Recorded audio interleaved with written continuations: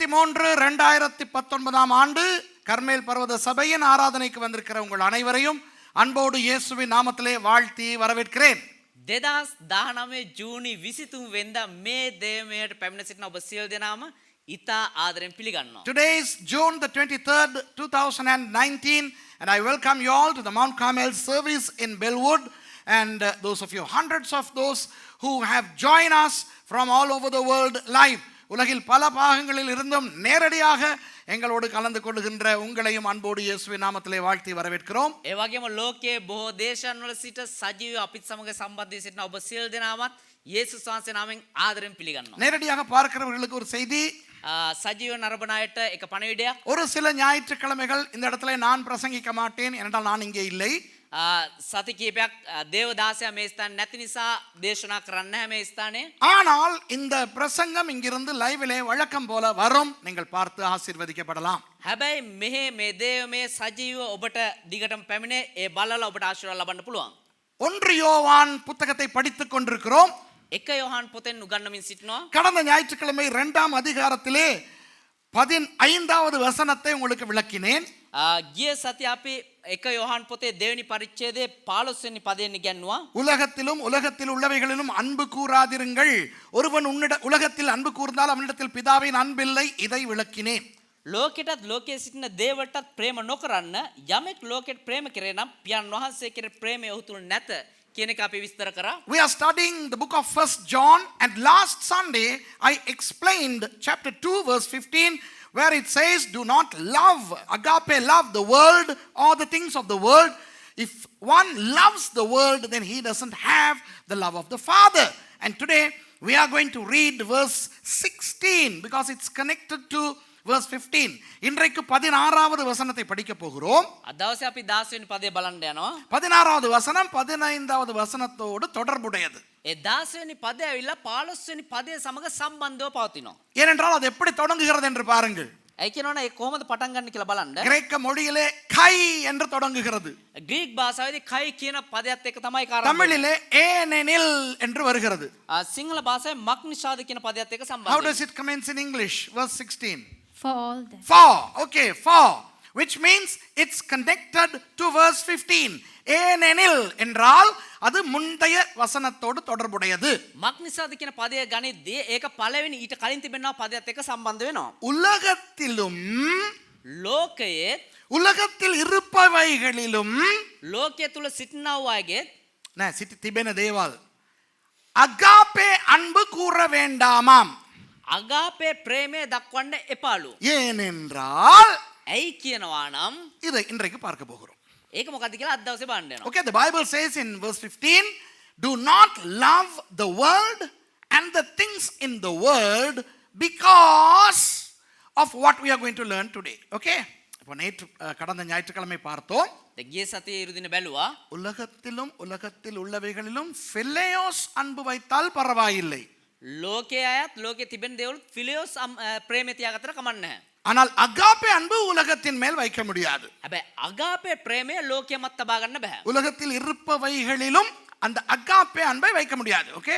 ඒ කියන්නේ ලෝකයේ ඉන්න අයත් ඒ අගාපේ ප්‍රේමය දක්වන්න බෑ. ලෝකයේ තිබෙන දේවල් පිළිබඳවත් අපි අගාපේ ප්‍රේමය තබන්න බෑ. Last Sunday we meditated that we are not supposed to agape love the world or things therein, but we can phileo love. Okay? We can phileos love, right?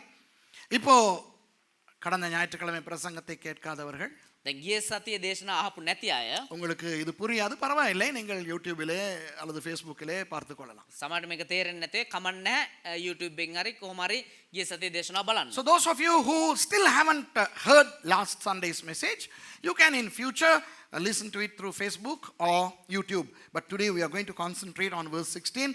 Get up, get ready to read. 16வது வசனத்தை வாசிப்போம். අපි 10 වෙනි පදේ කියමු. 1 யோவான் 2:16. 1 යොහන් 2:16 වෙනි පදය.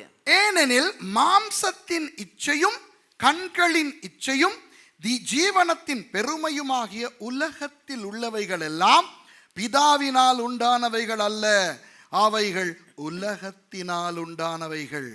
මක් නිසාද ලෝකයේ තිබෙන සියල්ල එනම් මාංශයේ තෘෂ්ණාවත් ඇස්වල තෘෂ්ණාවත් ජීවිතයේ අහංකාරකමත් පියාණන් වහන්සේගෙන් නොව ලෝකයෙන් වේ. For all that is in the world, the lust of the flesh and the lust of the eyes and the pride of life is not of the Father but is of the world. இப்போ யோவான் அழகாக நமக்கு இதை தெளிவுபடுத்துகிறார். දැන් යොහාන් තුමා මේක ඉතා ලස්සනට අපිට විස්තර කරලා දෙනවා. உலகத்திலே 3 காரியங்கள் இருக்கின்றனவாம். ලෝකේ කාරණා තුනක් තියෙනවලු. அந்த 3 காரியங்களும் பயங்கரமானவைகளாம். ඒ කාරණා තුන ඉතා භයානක දේවල්ලු. அந்த 3 காரியங்களும் பிதாவினிடத்தில் உண்டானது அல்லவாம். ඒ කාරණා තුන පියාණන් වහන්සේ වෙතින් පැමුණු දේවල් නෙවෙලු. அது உலகத்தினால் உண்டானதாம். ඒක ලෝකයේ තුලින් ඇති වුණු දේවල්ලු. Verse 16 says, warns us that there are 3 things in the world that are not from the Father but from the world. அதாவது இந்த 3 காரியங்களும் பிசாசினால் உண்டானது அல்ல. කියන මේ කාරණා තුන ඇවිල්ලා යක්ෂයා නිර්මාණය කරපුවා නෙවෙයි. அதனால் இந்த 3 காரியங்களும் கிறிஸ்தவர்களுக்குள்ளும் இருக்கலாம். ඒ නිසා මේ කාරණා තුන කිතුණුවන් තුලත් තිබෙන්න පුළුවන්. Since the Bible does not say that these 3 things originated from the devil, even Christians can have these 3 things. இப்போ கிறிஸ்தவர்களுக்கு தானே இந்த புத்தகம். ඒතොර කිතුණුවන්ට නෙමේ පොත. இந்த செய்தி கிறிஸ்தவர்களுக்கு தானே. මේ පණිවිඩය කිතුණුවන්ටනේ. அப்போ பிசாசினால் உண்டானவைகளை பற்றி கிறிஸ்தவர்கள் பயப்பட தேவையில்லை, அப்படிதானே? එතකොට කිතුණුව මේ යක්ෂයා මේ ඇති නොකරපු දේවල් ගැන ඇති කරපු දේවල්. ඇති කරපු දේවල් ගැන කිතුණුව බය වෙන්න අවශ්‍ය නැහැ. Our ප්‍රශ්නයක් දෙන්න. Okay? You okay? Right. Now we are Christians. And we don't have to bother about things that originated in the devil. Because we are no longer devilish. இப்போ நாம் ரட்சிக்கப்பட்ட போது දැන් අපි ගැලවීම ලබද්දී பிசாசினுடைய காரியங்களை எல்லாம் எங்களை விட்டு போய்விட்டன, அப்படிதானே? යක්ෂයාගේ තිබුණා සියලු කාරණා අපි අතහැරලා ගියා. இப்போ நாம் கிறிஸ்தவர்கள். දැන් අපි කිතුණුවෝ. இப்போ பரிசுத்த ஆவியானவர் நமக்குள்ளே உண்டு.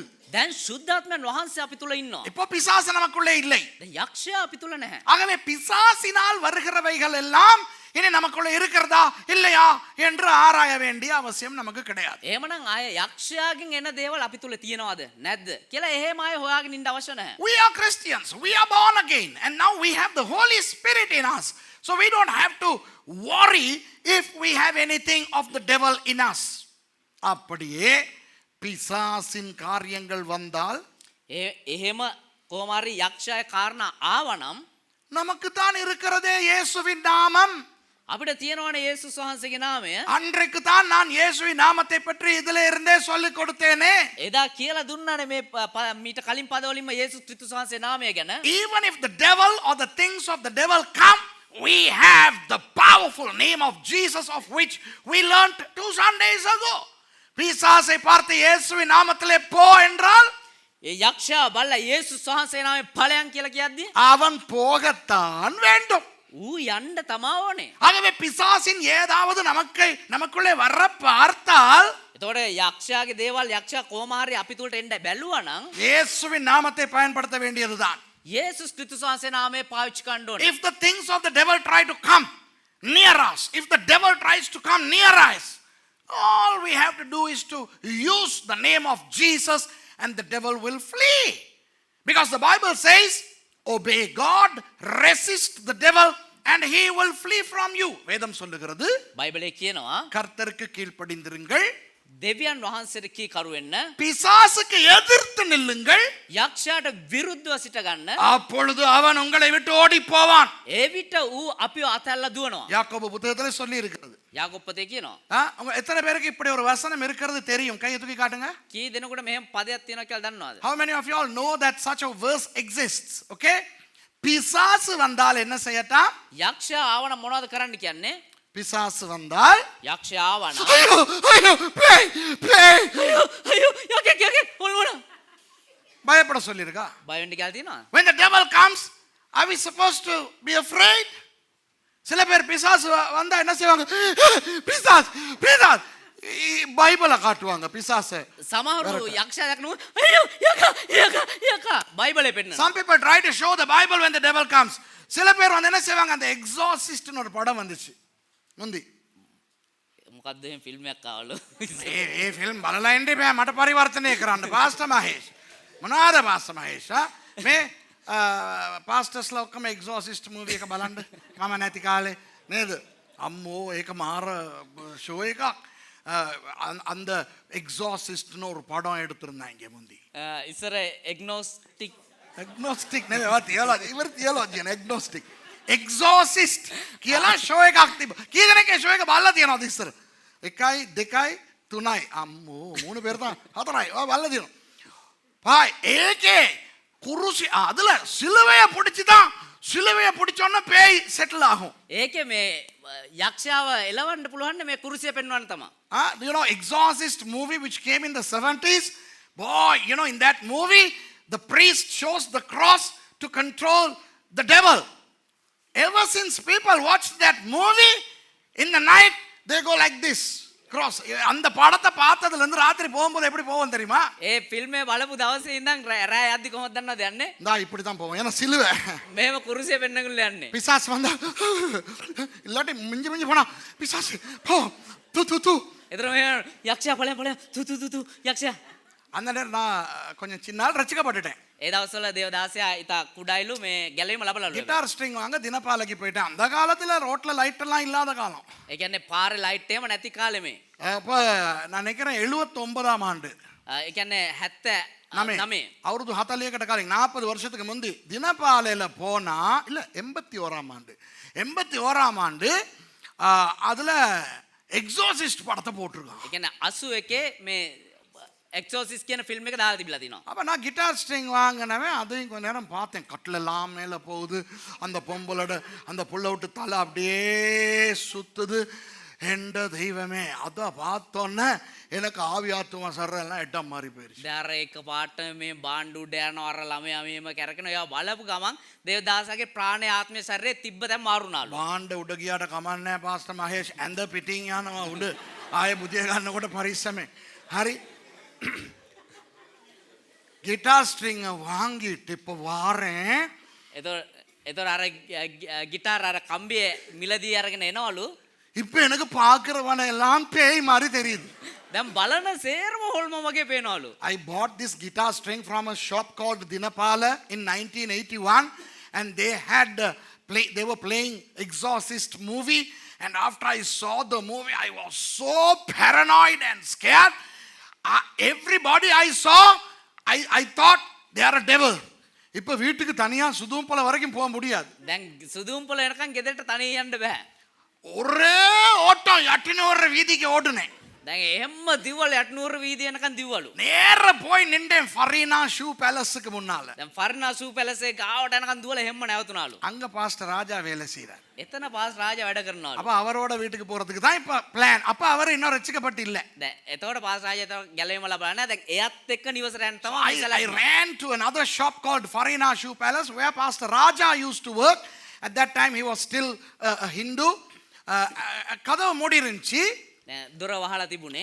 அதுல ஓட்டையில தெரியுது உள்ளுக்கு. දැන් ඒ පොඩි හිලෙන් ඇතුළ පේනවා. தட தடன்னு தட்டுனேன். ඩඩ්ඩක් ගාලා තට්ටු කරා. ஒரு ஆள் வந்தா வந்து யாருன்னு கேட்டான். එක්කෙනෙක් කවුද කියලා ඇහුවා. நான் சொன்னேன் செல்வராஜாவை வர சொல்லுங்கன்ட்டு. දවස් දේවදාසය කියලා තිනවා සෙල්වරාජට එන්න කියන්න කියලා. அவன் போயிட்டு ராஜாவை கூப்பிட்டோன்னா பாஸ்டர் ராஜா வாராரு எனக்கு தெரியுது. දැන් එයා ගිහිල්ලා පාස් රාජට කතා කරලා පාස් රාජා එනවා දැන් දේවදාසයට පේනවා. அவர் வரும்போது நான் நினைக்கிறேன் இது உண்மையாவே ராஜாவா இல்ல பேயா. දැන් එයා එන්නකොට දේවදාසයා හිතනවා මේ ඇත්තටම රාජාද එහෙම නැත්නම් වෙන කවුරු හරිද? பேயா தான் இருக்கணும் ஒரே ஓட்டம். හොල්මනත්තා වෙන්න ඕන කියලා එහෙමම දිව්වා. ஞாபகம் இருக்கா? இவர் வந்து திறந்து பார்த்தா பாபுவை காணோம். දැන් පාස් රාජා එල්ලා දොර ඇල්ල බලපුවම බාබු නැහැ. ஓடி சுதோம்பல வரைக்கும் போய் சேர்ந்துட்டேன். සුදුහුම්පල එනකන් එහෙම්ම දිව්වා. வீட்டுக்கு போனா அப்படின்னா அம்மா வந்து கதவை திறக்கிறாங்க. දැන් ගෙදරට ගිහලා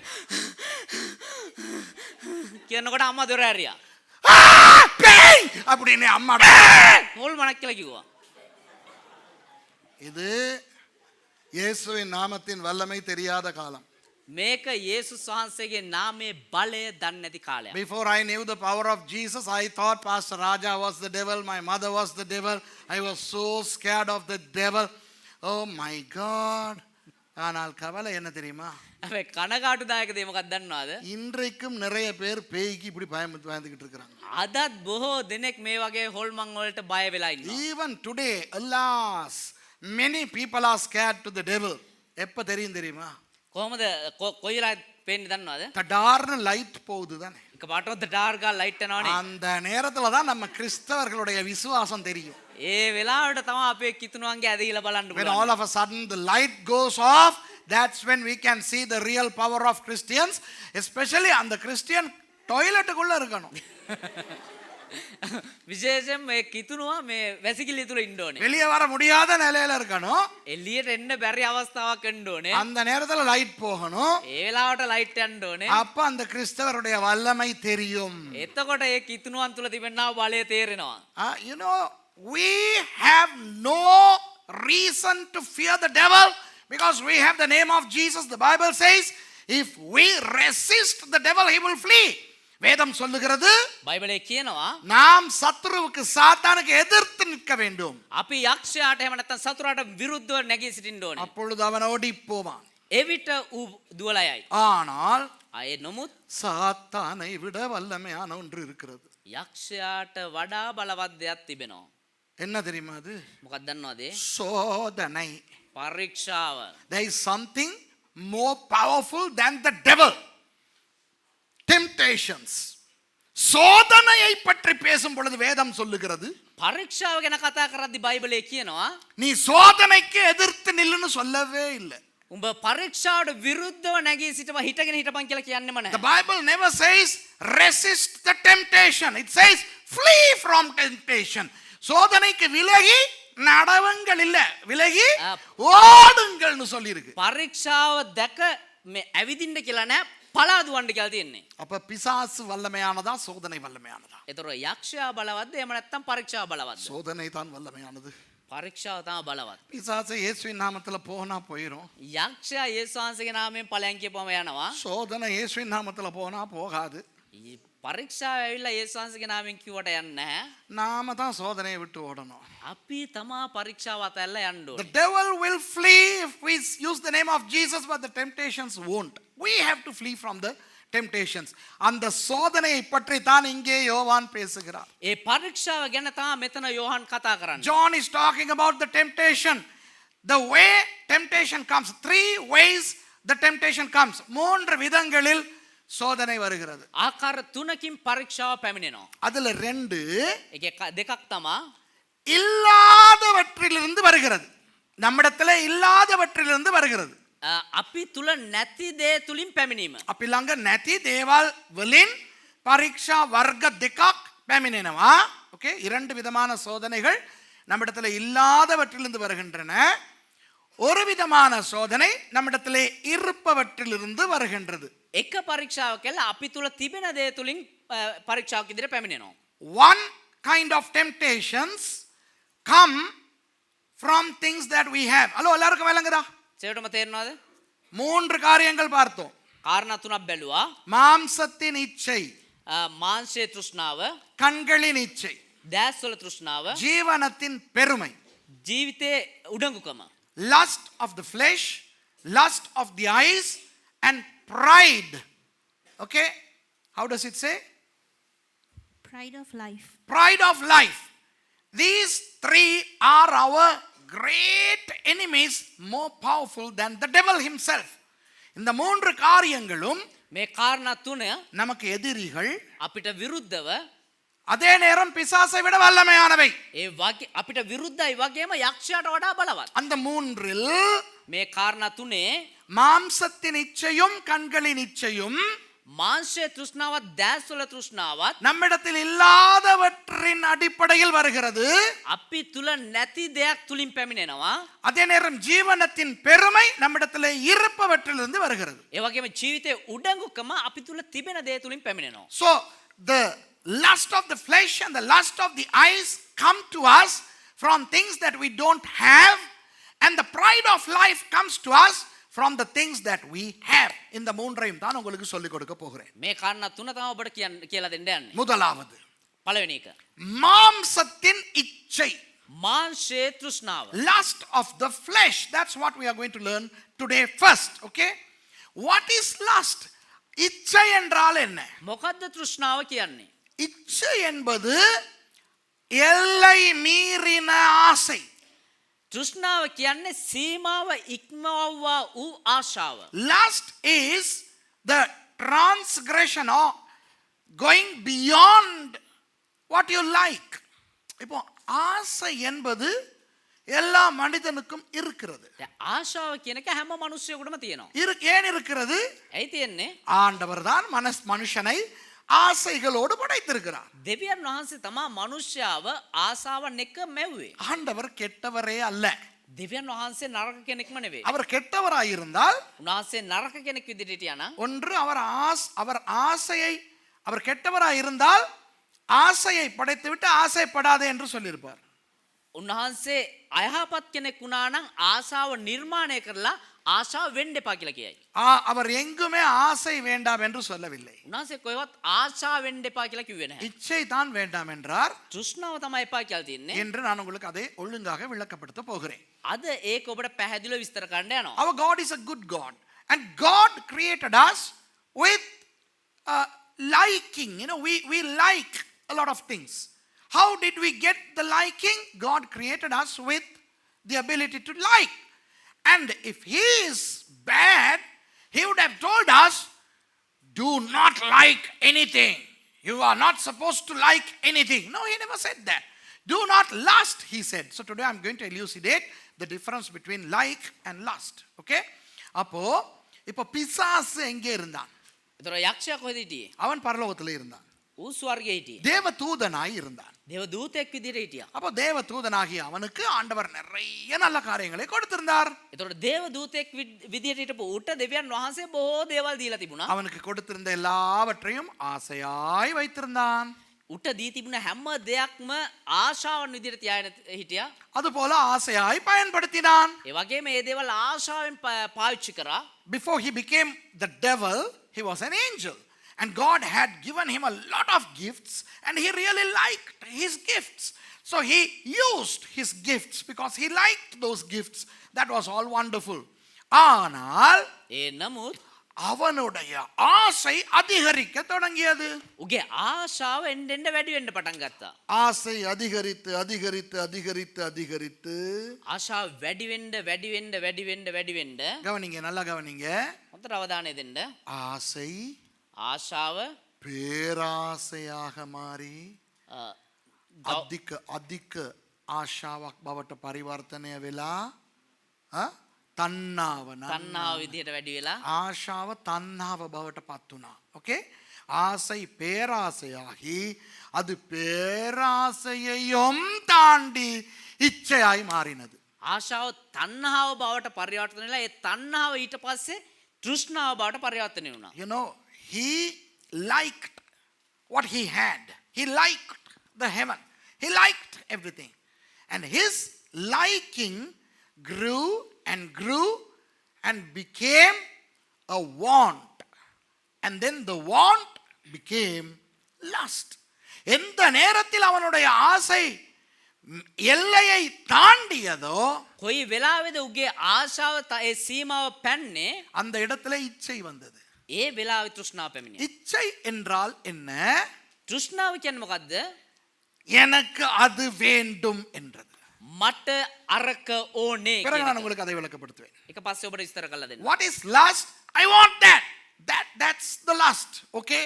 அப்போ தேவனுக்கு கிடைக்கின்றதும் தனக்கு கிடைக்க வேண்டும் என்ற ஒரு மிதமிஞ்சிய ஆசை தான் இச்சையானது. ඒතර දෙවියන් වහන්සේට ලැබෙන දේත් මට ලැබෙන්න ඕනේ කියන ඔය සීමාවේ ඉක්ම වූ ආශාව තමයි උටාවේ. What God was receiving, I also must receive, thought that angel. And that became the doom of him. And he was cast down from heaven. He became the devil. அந்த பேராசையினால், அந்த இச்சையினால் அவன் பரலோகத்திலிருந்து தள்ளப்பட்டான், பிசாசானான். ඒ තෘෂ්ණාව තමා ඌව ස්වර්ගයේ ඉඳලා පහළට හෙළුවේ යක්ෂයා විදියට. ஆசை தப்பானதா? ඒතර ආශාව වැරදිද? Is liking bad? No, never. If it is bad, then God wouldn't have created us with liking. அந்த ஆசை சரியில்லை என்றால் நம்மை ஆசை உள்ளவர்களாய் ஆண்டவர் படைத்திருக்க மாட்டார். ඒ ආශාව හොඳ නැති දෙයක් නම් අපි ආශාව ඇත්තුම් විදිහට දෙවියන් වහන්සේ නිර්මාණය කරන්නේ නැහැ. இப்போ பிசாசு என்ன பொய்யை கிறிஸ்தவர்களுக்கு சொல்லி கொடுக்கிறான் தெரியுமா? ඒතර යක්ෂයා මොන බොරුවද කිතුණුවන්ට කියලා දෙන්න දන්නවද? நீ எதற்குமே ஆசைப்படக்கூடாது. ඔබ කිසිම දෙයකට ආශ වෙන්න හොඳ නැහැ. நீ ரட்சிக்கப்பட்டு விட்டாய். ඔබ ගැලවීම ලැබුවා. இனி எதையும் குறித்து உனக்கு ஆசை வரக்கூடாது. අය කිසිම දෙයක් ගැන ඔබට ආශාවක් වෙන්න හොඳ නැහැ. ஆண்டவருடைய காரியங்களை மாத்திரம் நீ ஆசைப்பட வேண்டும். දෙවියන් වහන්සේගේ දේවල් වලට විතරක් ඔබ ආශා විය යුතුයි. வேறு எதையாவது குறித்தும் அவனே அவளே நீ ஆசைப்பட்டால் වෙන කිසිම දෙයක් පිළිබඳව දියණිය පුතුණුවනේ ඔබ ආශා වුණා නම් நீ பாவம் செய்கிறாய். ඔබ පව් කරනවා. இது யாருடைய உபதேசம்? මේක කාගේ උපදේශයක්ද? பிசாசினுடைய உபதேசம். මේක යක්ෂයාගේ උපදේශය. The devil is now duping the people, Christians, with a wrong doctrine that it is wrong to like anything. You should not like anything. You should like only things pertaining to God. நல்லா உடுத்தணும்னு ஆசைப்படக்கூடாது. හොඳට අඳින්න ඕනේ කියලා ආශා වෙන්න හොඳ නැහැ. பாவி நீ. ඔබ පව්කාරයෙක්. இந்த பாஸ்டர் சுரேஷ்னு ஒருத்தன் இருக்கிறான் பெல்வுட்ல. මේ පා සුරේෂ් කියලා කෙනෙක් ඉන්නවා බෙල්ලුඩ්ඩල. அவன் சர்க்கஸ்காரன் மாதிரி சில நேரம் ஷர்ட் போட்டுட்டு வருவான். එයා සර්කස් කාර්යයක් විදිහට සමහරලාට ෂර්ට් අඳින්නේ. விலை உயர்ந்த கண்ணாடி எல்லாம் போட்டிருப்பான். விலை உயர்ந்த கண்ணாடி போட்டு මිල අධික කණ්ණාඩි දානවා. காது வழியால வர்ற மைக் எல்லாம் பயன்படுத்துறான். මේ කනාසෙන් කන වටේට එන මේ මයික් දානවා. அவன் பாவி. එයා පව්කාරයෙක්. You know, there is a pastor called Suresh. He's a heretic. He's from Bellwood. He wants to wear colored dress and he wants to wear expensive framed spectacles and he is a sinner. விளங்குதா? அப்போ ஒரு ஊழியக்காரன் என்ன செய்ய வேண்டும்? එතකොට එක සේවකයෙක් මොනවද කරන්න ඕනේ? அவன் என்ன செய்யக்கூடாது? මොනවද කරන්න හොඳ නැත්තේ? கலர் உடுப்புல ஆசைப்படக்கூடாது. එතකොට මේ පාට පාට ඇඳුම් වලට ආස වෙන්න හොඳ නැහැ. விசுவாசிகளே, ඇදලිවන්තයනි கலர் உடுப்புல ஆசை வைக்காதீங்க. මේ පාට පාට ඇඳුම් වලට ආසාව තියාගන්න එපා. நபார் வந்திருக்கிறான் ஷர்ட். நபார் டை எல்லாம் கட்டிக்கிட்டு இருக்கான். මේ වලන්ඩ ෂර්ට් එකක් ඇඳලා ඉන්නවා මේ. ஆசை. ටයි දාලා තියෙන டை ආසාව. கட்ட ஆசை. ටයි බඳින්න ආසාව. நீ நரகத்துக்கு போவாய். ඕබ අපායට යයි. நல்ல நல்ல சாப்பாடு சாப்பிட ஆசை. හොඳ හොඳ කෑම කන්න ආසාව. நீ என்னிடத்திலே பார்சல் வாங்கி கேட்கிறாய். ඔබ දේවදාසට පාර්සල් ඔබ මගෙන් මේ පාර්සල් ඉල්ලනවා කෑම පාර්සල්. ரெபேக்கா, රෙබේකා காந்தி, කාන්ති நீ ரெண்டு பேரும் ஊழியக்காரர்களுடைய மனைவிமார். ඔබ දෙදෙනාම සේවකයන්ගේ බිරින්දෑවරු. கொடுத்ததை சாப்பிட வேண்டும். දෙන දේ කන්න ඕනේ. ஆனால் ஆசைப்பட்டு හැබැයි ආශා වෙලා பாஸ்டர் சுரேஷிடம் சொத்து பாசல் கேட்டாய். පාස්ටර් සුරේෂ් ගාවින් කෑම පාර්සල් ඉල්ලුවා නම් நீ கர்த்தருக்கு கணக்கு கொடுக்க வேண்டும். ඔබ දෙවියන් වහන්සේට ගණන් දිය යුතුයි. Rebecca, Kanti, you like a food parcel. You should not like. நீ எதன் மேல் ஆசை வைக்க வேண்டும் தெரியுமா? ඔබ මොකක් පිළිබඳ මතද ආශාව තබා තිබෙන දන්නවද? பரலோக மன்னா. ලෝකේ ස්වර්ගයේ මන්නා. அலங்கதா சொத்து பாசல விரும்பினா நீ ஆசைப்படுகிறாய். කෑම පාසල් කැමති වුණා නම් උඹ ආශා කරන උඹ පාපිෂ්ටයෙක්. වෙනකද ආසையே கூடாது. ආශා වෙන්නම හොඳ නැහැ. என்ற தெய்வமே, ஆண்டவர் ஆசையோடு நம்மை படைத்திருக்கிறார். දෙවියන් වහන්සේ ආශාව සහිතව තමයි අපිව මවලා තියන්නේ. இல்லை என்றால் ரட்சிக்கப்படும் பொழுது ஆசை எல்லாவற்றையும் அவர் கலற்றி போட வேண்டும். එහෙම නැත්තම් ගැලවීම ලබද්දී උන්වහන්සේ ආශාව කියන හැඟීම එහෙම අරගන්න ඕනේ. ஆசை இன்னும் இருக்கு. ආශාව තාමත් තියෙනවා. ஆனா ஆசைப்பட்டா சரியில்லைன்றாங்க. හැබැයි ආශාව වුණා නම් හොඳ නැහැ කියනවා. அதனால கலர் உடுத்துறதுக்கு ஆசைப்பட்டும் வெள்ளை உடுத்துறான். එතකොට මේ පාට පාට ඇඳුම් අඳින්න කැමති කෙනත් මොනවද අඳින්නේ? யாரும் இல்லாத இடத்துக்கு போனா கலர் உடுத்துறான். කවුරුවත් නැති තැනකට ගියා නම් මේ පාට පාට ඇඳුම් ඇඳෑගේ. விளங்குதா உங்களுக்கு? இது ஹிப்போக்ரிட். இது இது இது கள்ளத்தனமா இல்லையா? මේක වැරදිද නැද්ද? இப்போ நான் உங்களுக்கு இந்த வித்தியாசத்தை விளக்கப்படுத்த போகிறேன். දැන් එක වෙනසක් ඔබට විස්තර කරලා දෙන්න. So I'm going to explain the difference, okay? முதலாவது பார்ப்போம். மாம்சத்தின் இச்சை. පළමුවට බලමු මේ මානසික තෘෂ්ණාව. Okay, first lust of the flesh. மாம்சம் என்றால் என்ன? මාංශය කියන්නේ මොකද්ද? நிறைய பேர் நினைக்கிறார்கள் மாம்சம் என்பது உடம்பு என்று. බොහෝ දෙනෙක් සිතනවා මාංශය කියන්නේ මේ ඇඟ කියලා. இல்லவே இல்லை. එහෙම නෑ. Many people wrongly assume that flesh denotes the body. No. Flesh is the combination of the body and the soul. மனிதனுடைய சரீரமும் ஆத்துமாவும் இணைவதுதான் மாம்சம். මනුෂ්‍යයාගේ ශරීරයත් ප්‍රාණයත් එකතු වීම තමා මාංශය කියන්නේ. ஆ, that's it. இப்போ நமது சரீரம் இருக்கிறது அல்லவா, දැන් අපිට ශරීරය තියෙනවානේ. அந்த சரீரத்துக்குள்ளே இன்னும் 2 விஷயங்கள் இருக்கின்றன. ඒ ශරීරය තුළ තවත් කාරණා දෙකක් තියෙනවා. ஒன்று ஆவி, එකක් ප්‍රාණය, ஆத்மය. ආත්මය, இரண்டாவது ஆத்துமா. දෙවෙනි එක ප්‍රාණය. புரியுதா உங்களுக்கு? அப்போ ஆவி அது ஆவிக்குரியது, அதை பற்றி இப்ப பேச வேண்டாம். එතකොට ආත්මය කියන්නේ ආත්මික දේවල්, ඒ ගැන මේ කනකට වෙන්න එපා. Inside our body are 2 things, the spirit and the soul. Spirit pertains to spiritual things, let's not talk about that. But the soul has 3 elements. மனிதனுடைய ஆத்துமாவுக்குள் 3 அம்சங்கள் உண்டு. මනුෂ්‍යයාගේ ප්‍රාණය තුළ කාරණා 3ක් අඩංගු වෙනවා. சிந்தை, සිතුවිලි, சித்தம், කැමැත්ත, உணர்ச்சி. හැඟීම්. Inside the soul there are 3 elements, the mind, will and the emotions. Mind, சிந்தை, யோசனை, கற்பனை. සිතුවිලි, හිතන දේවල්, මවා ගන්න දේවල්. Okay? சித்தம், விருப்பம். කැමැත්ත, உணர்ச்சி, ඒ කියන්නේ හැඟීම්.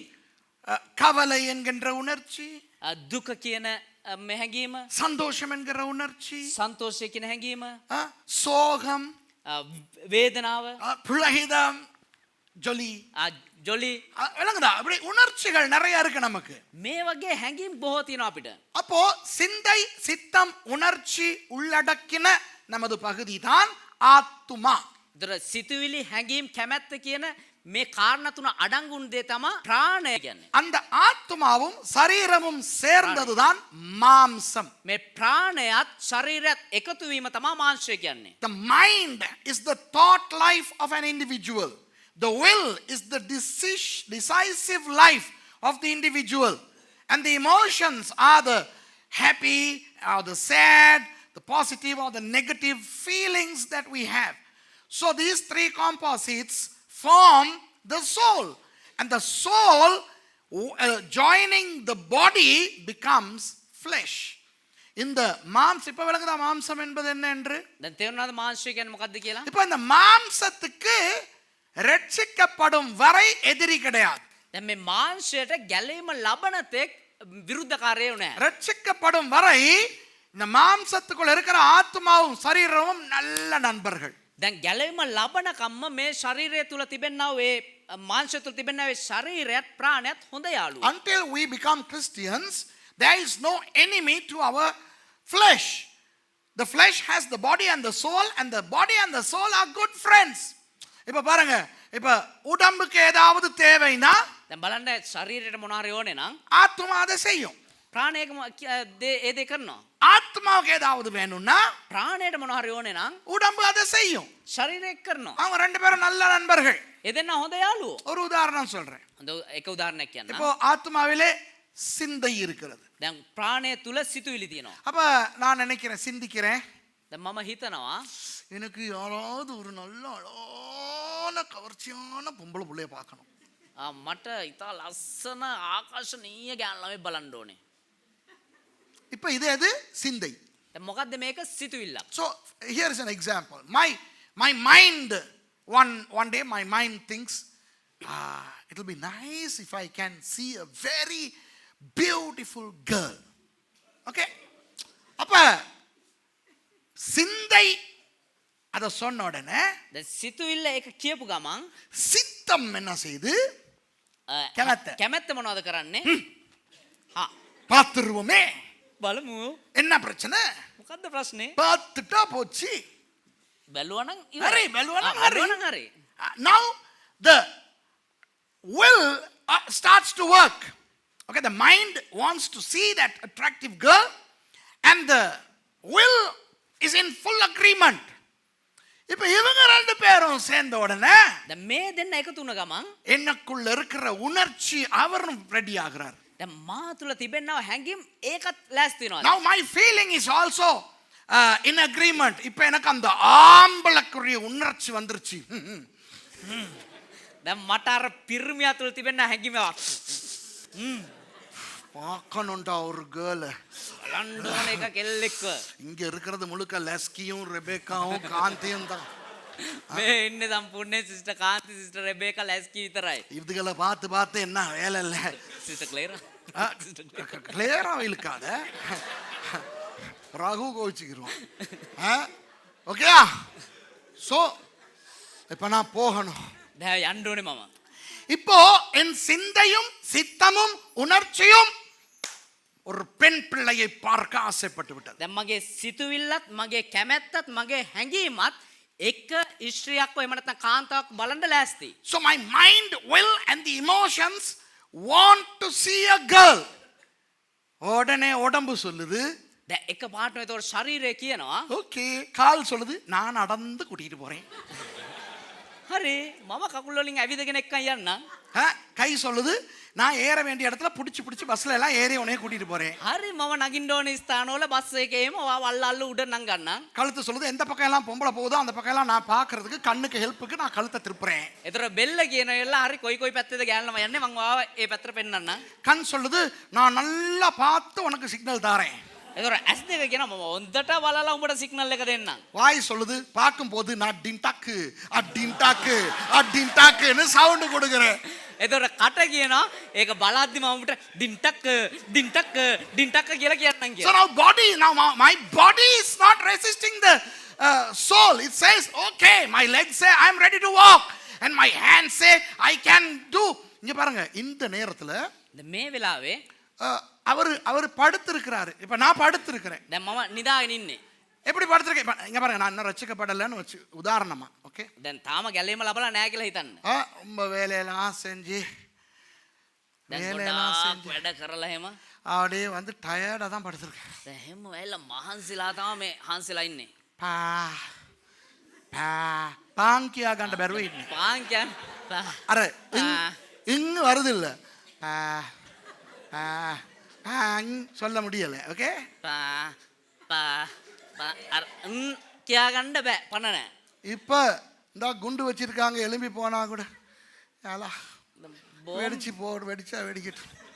බෝම්බයක් තියලා තියනවා නැගිලා කවන්න. அந்த மாதிரி පුරන පුපුරපුදේ. அந்த மாதிரி படுத்திருக்கிற சந்தர்ப்பங்கள் உங்களுக்கு ஞாபகம் இருக்கா? දැන් ඒ වගේ නිදාගෙන හිටපු අවස්ථා මතකද? Sometimes we are on our bed so dilapidated, tired, exhausted, we can't even get up. Even if there is a bomb under the bed, let it blast, I can't run. அப்படி இருக்கும்போது தான் එහෙම ඉද්දි තමා திடீர்னு சிந்தை வந்து ஒரு பொம்பளை புள்ளைய பார்க்க நினைக்குது. එක පාටම සිතුවිල්ල ඇවිල්ලා කියන්නේ මේ එක ගෑනලා මේ බාන්න ඕනේ කියලා. சித்தம் ஓகேன்னு கொடுத்தது.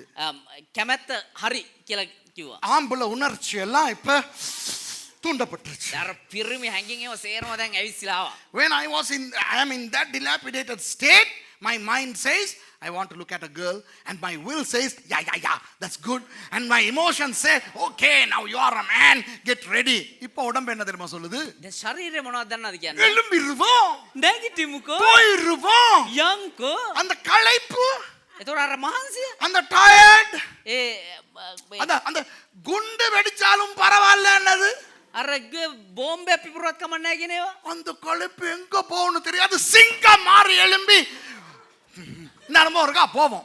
දැන් ඒ මහන්සිය කියන්නේ කොහෙ ගියත් දන්නේ සිංහෙක් වගේ නැගිලා දැන් යනවා. Our body gives the soul complete support and then we go.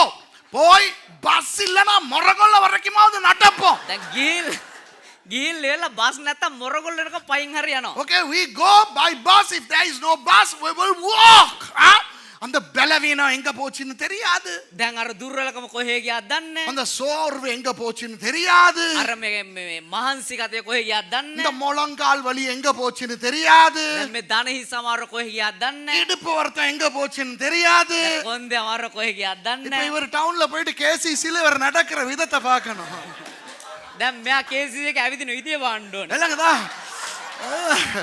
So all the pain of the body has vanished, disappeared, all the weaknesses disappeared.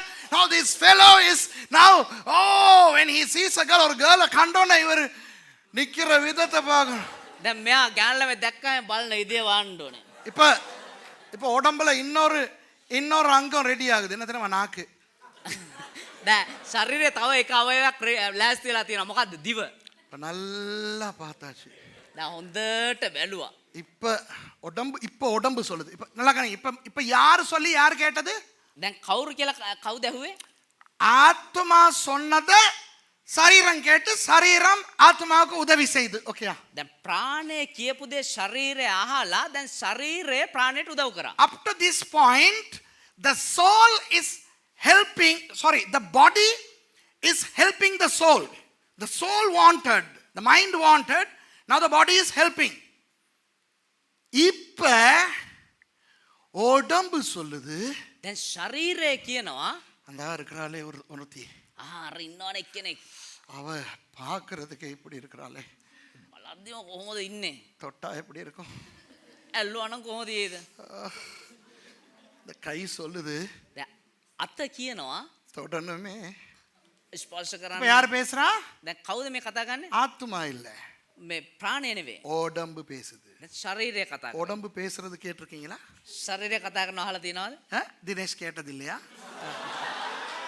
இன்னைக்கு வருவீங்க தானே ரூம்ல, உங்களுக்கு மட்டும் தனி கிளாஸ் எடுக்க போறேன் உடம்பு பேசுறதுக்கு. கை சொல்லுது. දැන් අත කියනවා அவளை தொடு. ඇයව අල්ලන්න. உடனே மைண்ட் ஆத்மா දැන් එක්තකොට එහෙම්මම ප්‍රාණය உடம்புக்கு சப்போர்ட் பண்ண போகுது. ශරීරයට උදව් කරනවා. ஓகே, හරි. நான் கட்டளை கொடுக்குறேன் காலுக்கு நடக்க சொல்லி. මම අන දෙන්නම් කකුල් දෙකට ඇවිදින්න කියලා. விளங்குதா உங்களுக்கு? இப்போ உடம்புக்கு தேவையானது ஆத்மா சொல்லுது, அங்கன போய் நின்று. දැන් ශරීරයට ඕන දේ ප්‍රාණය කියනවා අර එතනට ගිහලා නවතින්න. இங்க விளங்குதா? அப்ப அவ දැක්ක එහෙම තමයි ගිහිල්ල වෙලා. நான் என்ன சொல்ல வருகிறேன் என்றால், දැන් මොනවද කියන්න දෙන්න කියනවා නම් ஆத்மாவும் சரீரமும் நல்ல நண்பர்கள்.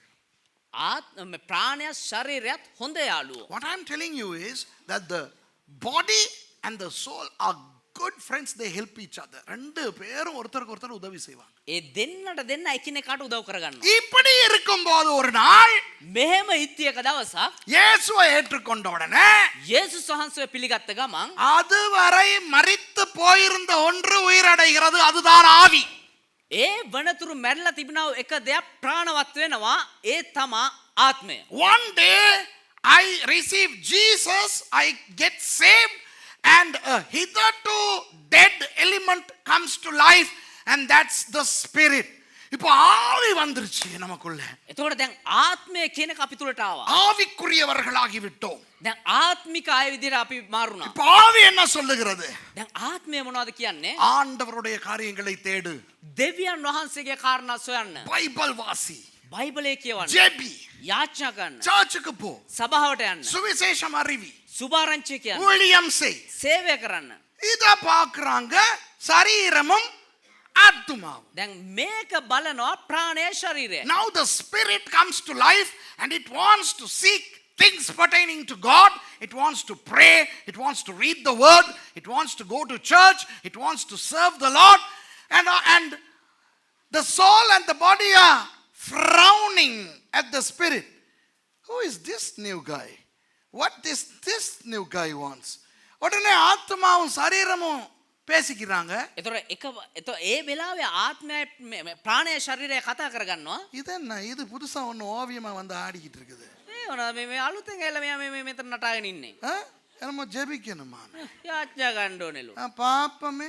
බලමුකෝ. இப்போ ஆவி சொல்லுது ஜெபி. එතකොට ආත්මය කියනවා යාඥා කරන්න. அப்ப ஜெபிக்க உட்கார்ந்தாச்சு. දැන් යාඥා කරන්න ඉඳගත්තා. உடனே மைண்ட் එකපාරට මනස සිතුවිලි ரோந்து போயிருக்கு. රවුමක් යනවා. நீங்க ஜெபிக்கும் போது பாருங்க, ඔබ යාඥා කරද්දි බලන්න. நீங்க ஜெபிக்க உட்கார்ந்த பிறகு இது வரைக்கும் நினைக்காததெல்லாம் மண்டைக்கு வரும்.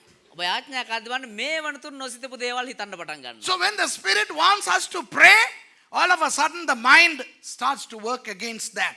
And have you seen that when you stick to pray, your mind starts to roam all the places? அதே நேரம் உடம்பு என்ன சொல்லும் தெரியுமா? ඒ වෙලාවෙම ශරීරය මොනවද දන්නවද කියන්නේ? நல்லா தூங்கி எழும்பிட்டா வந்திருப்போம். මේ ඔද්දට නිදාගෙන තමයි නැගිට්ටේ. ஆனா ஜெபிக்க உட்கார்ந்தா தூக்கம் வரும். හැබැයි යාඥා කරන්න ඉඳගත්තා නම් නිදිමත එනවා. பைபிளை திறந்து வாசிக்க பார்த்தா බයිබලය අරගෙන කියවන්න බැලුවා නම් ஆதி முதல் இருந்ததும் நாங்கள் கேட்டதும் எங்களுக்கு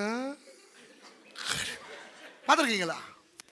අපි දෙවියන් වහන්සේ දරුවෝ කියනලවන விளங்குதா? என்ன நடக்குது? මොනවද සිද්ධ වෙන්නේ? ஆத்துமாவும் சரீரமும் சேர்ந்து ஆவிக்கு எதிராய் வேலை செய்கிறது. ප්‍රාණයයි ශරීරයයි එකතු වෙලා ආත්මයට විරුද්ධව වැඩ කරන්න පටන් When the ගන්නවා. spirit wants to do things of God, the body and the soul get together and work against the spirit. இதற்கு தான் வேதம் சொல்லுகிறது ஆவிக்கும் மாம்சத்துக்கும் இடையில இருக்கிற போராட்டம் என்று. මේක තමයි බයිබලයේ කියන්නේ ආත්මයටත් ශරීරය මාංශයටත් විරුද්ධව තිබෙනා වූ ඒ පෙරබැදීම This is කියලා. what the Bible calls the warfare between the spirit and the flesh. அப்போ flesh மாம்சம் என்றால் என்ன? ඒතර මාංශය කියන්නේ මොකද්ද?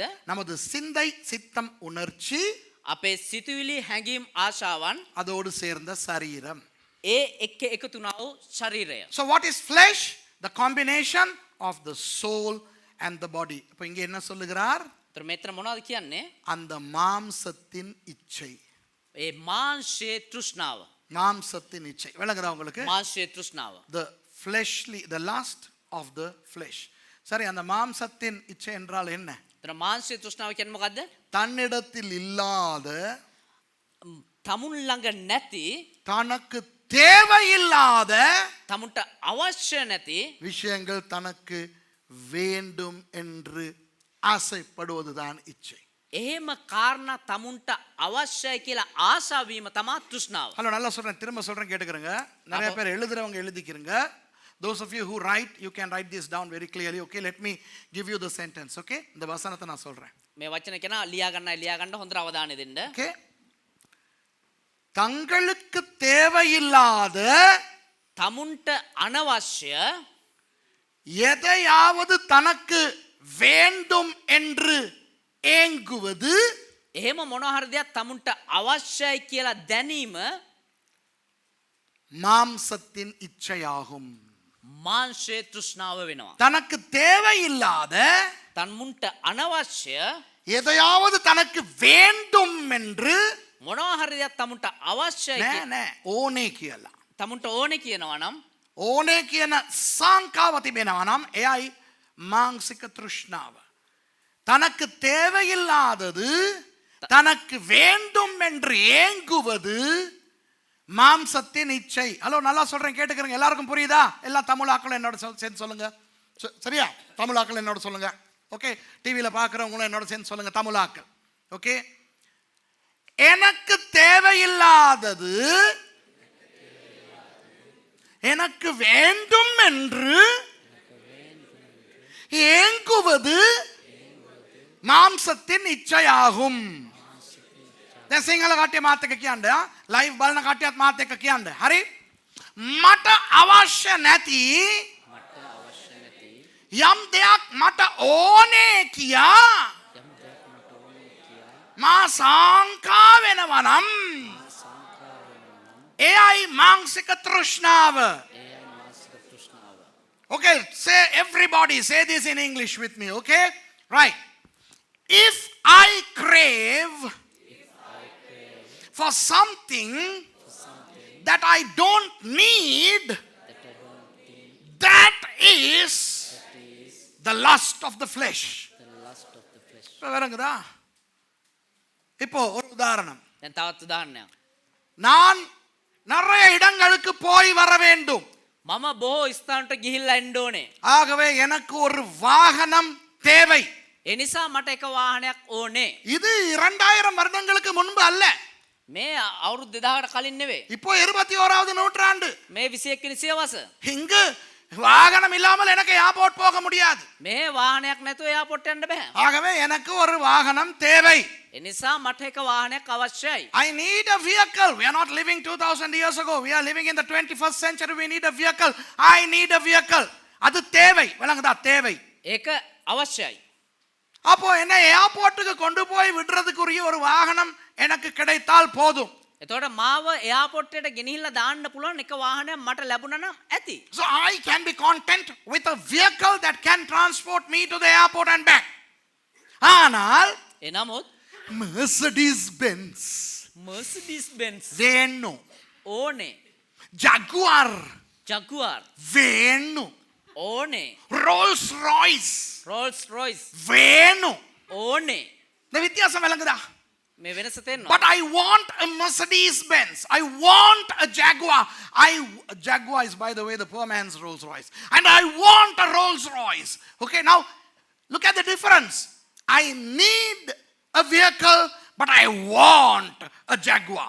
எனக்கு ஒரு வாகனம் தேவை, මට එක වාහනයක් අවශ්‍යයි.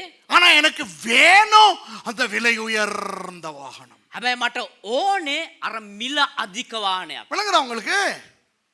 அப்ப எனக்கு மெர்சடிஸ் பென்ஸ் தேவையா? තොර මට මර්සිඩිස් බෙන්ස් එකක් ඕනේද? அவசியம். අවශ්‍යද? Do I need a Mercedes Benz? இல்ல. නෑ. அப்போ எனக்கு ஒரு மெர்சடிஸ் பென்ஸ் வேண்டும் என்று நான் விரும்பினால் තොර මට මර්සිඩිස් බෙන්ස් එකක් ඕනේ කියලා මම කැමති වුණා නම් அது மாம்சத்தின் இச்சை. ඒක මාංශයේ තෘෂ්ණාව. If I want a Mercedes Benz, that's the lust of the flesh. எனக்கு ஒரு வாகனம் வேண்டும் என்று நினைப்பது மாம்சத்தின் இச்சை அல்ல. මට එක වාහනයක් අවශ්‍යයි කියන එක මාංශයේ තෘෂ්ණාව නෙමෙයි. To think that I want a vehicle is not a lust of the flesh. But to think that I need a Mercedes, that's the lust of the flesh. ஆனால் எனக்கு விலை உயர்ந்த வாகனம் வேண்டும் என்று நினைப்பது மாம்சத்தின் இச்சை. இப்ப விளங்குதா உங்களுக்கு? හැබැයි මට මිල අධික වාහනයක් ඕනේ කියලා හිතන එක මාංශයේ තෘෂ්ණාව. பாஸ்டர் மகேஷுக்கு මට ஒரு பொண்டாட்டி தேவை. එක බිරිඳක් අවශ්‍යයි. இன்னொருத்தன் பொண்டாட்டி இல்ல, වෙන කෙනෙක්ගේ බිරිඳක් නෙවෙයි. இவருக்கு ஒரு மணமகள் தேவை. அட்வர்டைஸ் நானும் பண்ணிக்கிட்டு இருக்கேன். ஒரு ஞாயிற்றுக்கிழமை இவர் மொழிபெயர்க்க வரும்போது நானும் அட்வர்டைஸ் பண்றேன். இன்னும் வந்து சேர பாடுது இல்ல. இந்த முறையாவது வரும். පරිවර්තනය ගන්න හැමදාම දේවදාසියත් මේ වෙළඳ දැන්වීමක් දාගෙන ඉන්නවා මං ගැන තාම නැහැ. இவரும் ஒரு ஞாயிற்றுக்கிழமை தாடி இல்லாம வராரு, එක ඉරු දිනක රැවුල නැතුව එනවා. அடுத்த ஞாயிற்றுக்கிழமை தாடியோட வராரு. අනිත් ඉරු දින රැවුල එක්ක එනවා. இவருக்கு என்ன தேவை? මට මොනවද ඕනේ? மணமகள் தேவை. මනමාලියක් ඕනේ. Pastor Mahesh needs a bride. Okay, now I am advertising this every Sunday. He's translating to me. Still no luck. Clear அம்மையும் ரகு கல்யாணம் கட்டிட்டான். ஓகே, இப்போ இவருக்கு மணமகள் தேவை. ඒතර මට මනමාලියක් අවශ්‍යයි. இவர் இப்படி நினைச்சாருன்னா, දැන් මම මෙහෙම හිතුවා නම් எனக்கு 18 வயசுல මට අවුරුදු 18 ஒரு அப்படி சுண்டுனா ரத்தம் வர்ற மாதிரி නිකම් තට්ටුවක් දැම්ම නම් ලේන විදිහේ தக தக තක තක தக தகன்னு மின்னுற ஒரு எல்லா விதத்திலையும் அவ்வளவு பார்ப்போர் மயங்கும் ஒரு பெண் தனக்கு மணமகளாய் வேண்டும்னு நினைச்சார்னா, තක තකන දිලිසෙන මාතිම්ම ලස්සන අංග සම්පූර්ණ කෙල්ලෙන් මට ඕන කියලා හිතුවා නම් அது மாம்சத்தின் இச்சை. ඒක මාංශයේ තෘෂ්ණාව. If he wants the most beautiful girl on planet, you know, an 18-year-old virgin, you know, the beauty queen, then that's the lust of the flesh. இவருக்கு ஒரு பொம்பளை வேணும்னு இவர் ஆசைப்படுறது மாம்சத்தின் இச்சை அல்ல. දැන් මට තැනැත්තියක් අවශ්‍යයි කියලා මම ආස වෙන එක මාංශයේ තෘෂ්ණාව නෙවෙයි. ஆனால் அவருக்கு பொருத்தமான ஒரு பெண் வர வேண்டும் என்பதுதான் அவருடைய ஆசையாய் இருக்க வேண்டும். விளங்குதா உங்களுக்கு? හැබැයි මට සුදුසු මට ගැළපෙන තැනැත්තියක් එන්න ඕනේ කියන එක තමයි මගේ කැමැත්ත වෙන්න ඕනේ. He should like to have as a bride somebody who is suitable for him. இப்போ சிலர் பிழையாய் சொல்லிக் கொடுப்பார்கள், දැන් සමහරු වැරදිට කියලා දෙනවා. நீ அப்படி ஆசைப்படவே கூடாது மகேஷ், ඔබ එහෙම ආස වෙන්න හොඳ නෑ நீ මහේෂ්. ஊழியக்காரன், ඔබ සේවකයෙක්. நீ பெண் கல்யாணம் கட்டணும்னு ஆசைப்படக்கூடாது. ඔබ කාන්තාවක් විවාහ වෙන්න ඕනේ කියලා ආස වෙන්න இப்போ හොඳ. விளங்குதா? තේරෙනවද? இல்லை, இவர் கல்யாணம் கட்ட ஆசைப்படுவது தவறே இல்லை. විවාහ වෙන්න ආස වීම වැරදි දෙයක් නෙවෙයි. தேவன் தான் அந்த ஆசையை கொடுத்திருக்கிறார். දෙවියන් වහන්සේ තමයි ඒ ආශාව දීලා තියෙන්නේ. ஆனால் ඒ නමුත් தனக்கு தேவை ஒரு மணமகள், මට අවශ්‍ය එක මනමාලියක්. ஆனால் அவருக்கு அப்படிப்பட்ட ஒரு பெண் வேண்டும். அதுதான் வித்தியாசம், அதுதான் இச்சை. හැබැයි මට මේ වගේ තැනැත්තියක් තමා ඕනේ. ඒක තමයි වෙනස. வீடு தேவை, නිවසක් අවශ්‍යයි. மாளிகை මාලිගාවක් வேண்டும். ඕනේ. வழங்குதா? மோட்டார் பைக் මෝටර් සයිකලයක් தேவை. අවශ්‍යයි. 1000cc ஹார்லி டேவிட்சன் வேண்டும். 1000cc හාල් ඩේවිඩ්සන් ඕනේ. இப்ப விளங்குதா வித்தியாசம்? දැන් තේරෙනවද වෙනස? ஆகவே எதுவுமே ஆசைப்படக்கூடாது என்று வேதம் சொல்லவில்லை. එනිසා කිසිම දෙයකට ආශා වෙන්න හොඳ නැහැ කියලා බයිබලයේ කියලා නැහැ. தனக்கு தேவையில்லாதது தனக்கு வேண்டும் என்று ஏங்குவது மாம்சத்தின் இச்சை. තමාට අවශ්‍ය නැති දෙයක් තමාට ඕනේ කියා සංකාවීම මාංශික තෘෂ්ණාව. To crave for something that you don't need is the lust of the flesh. இப்ப விளங்குதா உங்களுக்கு? දැන් තේරෙනවද? மாம்சத்தின் இச்சை புரியுதா உங்களுக்கு இப்ப எப்படின்ட்டு? මාංශ තෘෂ්ණාව දැන් කොහොමද කියලා තේරුණාද? விளங்குதா உங்களுக்கு? ஆசைப்படுறது தப்பா? ඒතර ආශා වෙන එක වැරදිද? ஆசைப்படுறதை நிறுத்தாதீங்க. கர்த்தர் தான் உங்களுக்கு ஆசையை கொடுத்திருக்கிறார். ආශා වෙන එක නවත්ත ගන්න එපා. ඒක දෙවියන් වහන්සේ තමයි අපිට දීලා තියෙන්නේ. Don't put a stop to things that you like. Okay? Because God has created you with the things that you like. But start liking things that you need. Okay? உங்களுக்கு தேவையானவற்றை ஆசைப்படுங்கள். ඔබට අවශ්‍ය දෙයට ආශා වෙන්න. நடந்துக்கிட்டே இருக்கிறேன்டாப்பா. ඇවිදගෙනම ඉන්නවනේ අප්පා. எனக்கு ஒரு வாகனம் கிடைச்சா ஆசை. මට එක වාහනයක් හම්බෙනවා නම් ආසයි. தப்பே இல்லை. ඒක වැරදිම அதுவும் නෑ. நல்ல ஒரு வாகனம் கிடைக்கிறது ஆசைப்படுறது தப்பே இல்லை. நடுவுல உடையாம. ඒකත් හොඳ වාහනයක් ලැබෙන එකට ආස වෙන එක වැරදිම නෑ. මගේ කැඩෙන්නේ නැති. விளங்குதா? இப்போ இங்க இருந்து ஏர்போர்ட்டுக்கு போறதுக்கு வசதியா உட்கார்ந்துக்கிட்டு போற ஒரு வாகனம் தான் வேணும். දැන් මෙහෙ ඉඳන් එයාපෝට් එකට යන්න හොඳ පහසුකම් සහිතව ඉඳගෙන යන්න පුළුවන් වාහනයක් තමයි අවශ්‍ය. இவர் கல்யாணம் கட்டும்போது அழகா குடும்பம் நடத்தி புள்ள எல்லாம் பெத்து ஒழுங்கா இருக்கிற ஒண்ணு தான் வேணும். මම විවාහ වෙද්දි මට විවාහ වෙලා මයිත් එක්ක හොඳ පවුල් කන්න පුළුවන් දරුවෝ බිහි කරන්න පුළුවන් හොඳ තැනක් තමයි මට අවශ්‍ය. விளங்குதா? அதுக்குன்னு 7 தரம் கல்யாணம் கட்டி டிவோர்ஸ் பண்ணி இப்ப வாழ முடியாம 63 வயசா இருக்கிற ஒண்ணா இவருக்கு கட்டி கொடுக்க முடியாது. உனக்கு பொம்பளை தானே தேவை இந்தா அப்படின்னு கொடுக்க கூடாது. එතර උඹට ගෑණියක් නොවනේ කියලා හත් සැරයක් මේ දික්කසාද වෙලා මේ දැන් ජීවත් වෙන්න බැරුව ඉන්න 60 පැනපු ගෑණියක් මට හරියන්නේ නැහැ. எல்லாம் எவ்வளவு பெர்ஃபெக்ட்டா மொழிபெயர்க்கிறாருன்னு பாரு. මේ දේවල් මං දිග සෙන්ටෙන්ස් එකක් කිව්වත් එක වචනයක් නැහැර ලස්සනට පරිවර්තනය කරනවා. ஆசாව. விளங்குதா உங்களுக்கு? දැන් තේරෙනවද ඔබට? புரியுதா உங்களுக்கு? තේරෙනවද? இப்போ நமக்கு சபையை எடுத்துக்கொள்ளுங்க. சபை. දැන් අපේ සභාව ගමු අපි. சபைக்கும் மாம்சத்தின் இச்சை வரவிடக்கூடாது. සභාවට මාංශ තෘෂ්ණාව වෙන්න ඉඩ හරින්න හොඳ නැහැ. We should not allow even the lust of the flesh to come into the church. Okay? இப்போ நம்முடைய சபையிலே எந்த ஒரு சபையை எடுத்துக்கொண்டாலும் දැන් මොන සභාව ගත්තත් ஆண்டவரை ஆராதிப்பதற்குரிய அந்த சுவாத்தியத்தை உருவாக்கும் பொருட்கள் சபைக்கு தேவை. දෙවියන් වහන්සේව නමස්කාර කරන්න පුළුවන් ඒ දේවල් නිර්මාණය කරන ඒ භාණ්ඩ අවශ්‍යයි. ஆனால் மித மிஞ்சிய அனாவசியமான விஷயங்கள் சபைக்கு வேண்டும் என்று ஆசைப்பட்டால் சபையும் மாம்சத்தின் இச்சைக்கு விழுகிறது. හැබැයි අනවශ්‍ය ගැලපෙන්නේ නැති බොහෝ භාණ්ඩ සභාවට ඕනේ කියලා ආශ වුණා නම් ඒකත් මානසික තෘෂ්ණාව. Even the church, we need to have things that are needed to worship the Lord. But if we if we crave for things that are over and above the necessity of the church, then even the church is suffering from the lust of the flesh. ஏன் ஊழியக்காரர்கள்? ඒ වගේම සේවකයෝ. இப்போ ஒரு பேச்சு pastor மகேஷே உதாரணத்துக்கு எடுப்போம். ද මාම උදාහරණයට ගන්නම්. இவர் நல்லா படிச்சிருக்காரு பைபிள் ஸ்கூல்ல. මම බයිබල් විද්‍යාලේ හොඳට ඉගෙන ගත්තා. நல்லா படிச்சிருக்காரு. 4 வருஷம் படிச்சாரு இங்க. අවුරුදු 4ක් ඉගෙන ගත්තා මේ. இவருக்கு BA honors degree இருக்கு இல்லையா? BA ගෞරව උපාධියක් තියෙනවා. இவர் எங்க பைபிள் காலேஜ்ல படிச்சு கொடுக்குறாரு. මේ බයිබල් විද්‍යාලේ උගන්වනවා. இப்போ பாஸ்டர் மகேஷ் இந்த பைபிள் காலேஜிலே செய்யற ஊழியத்துக்கு දැන් මම මෙහි බයිබල් විද්‍යාලේ කරනව සේවයට இவர் நீர்கொழும்புக்கு போய் கற்றுக் கொடுக்கிறார், சிலாபத்துக்கு போய் கற்றுக் கொடுக்கிறார், මීගමුවට ගිහිල්ලා උගන්වනවා, හලාවත ගිහිල්ලා උගන්වනවා, சபையிலே பிரசங்கம் பண்ணுகிறார், සභාවේ දේශනා කරනවා, இங்கே ஊழியங்களை எல்லாம் செய்கிறார். මෙහි තියෙන සේවාවන් කරනවා. இந்த ஊழியத்தை செய்யும் அளவுக்கு இவருக்கு பட்டம் இருக்கிறதா? ஆம்.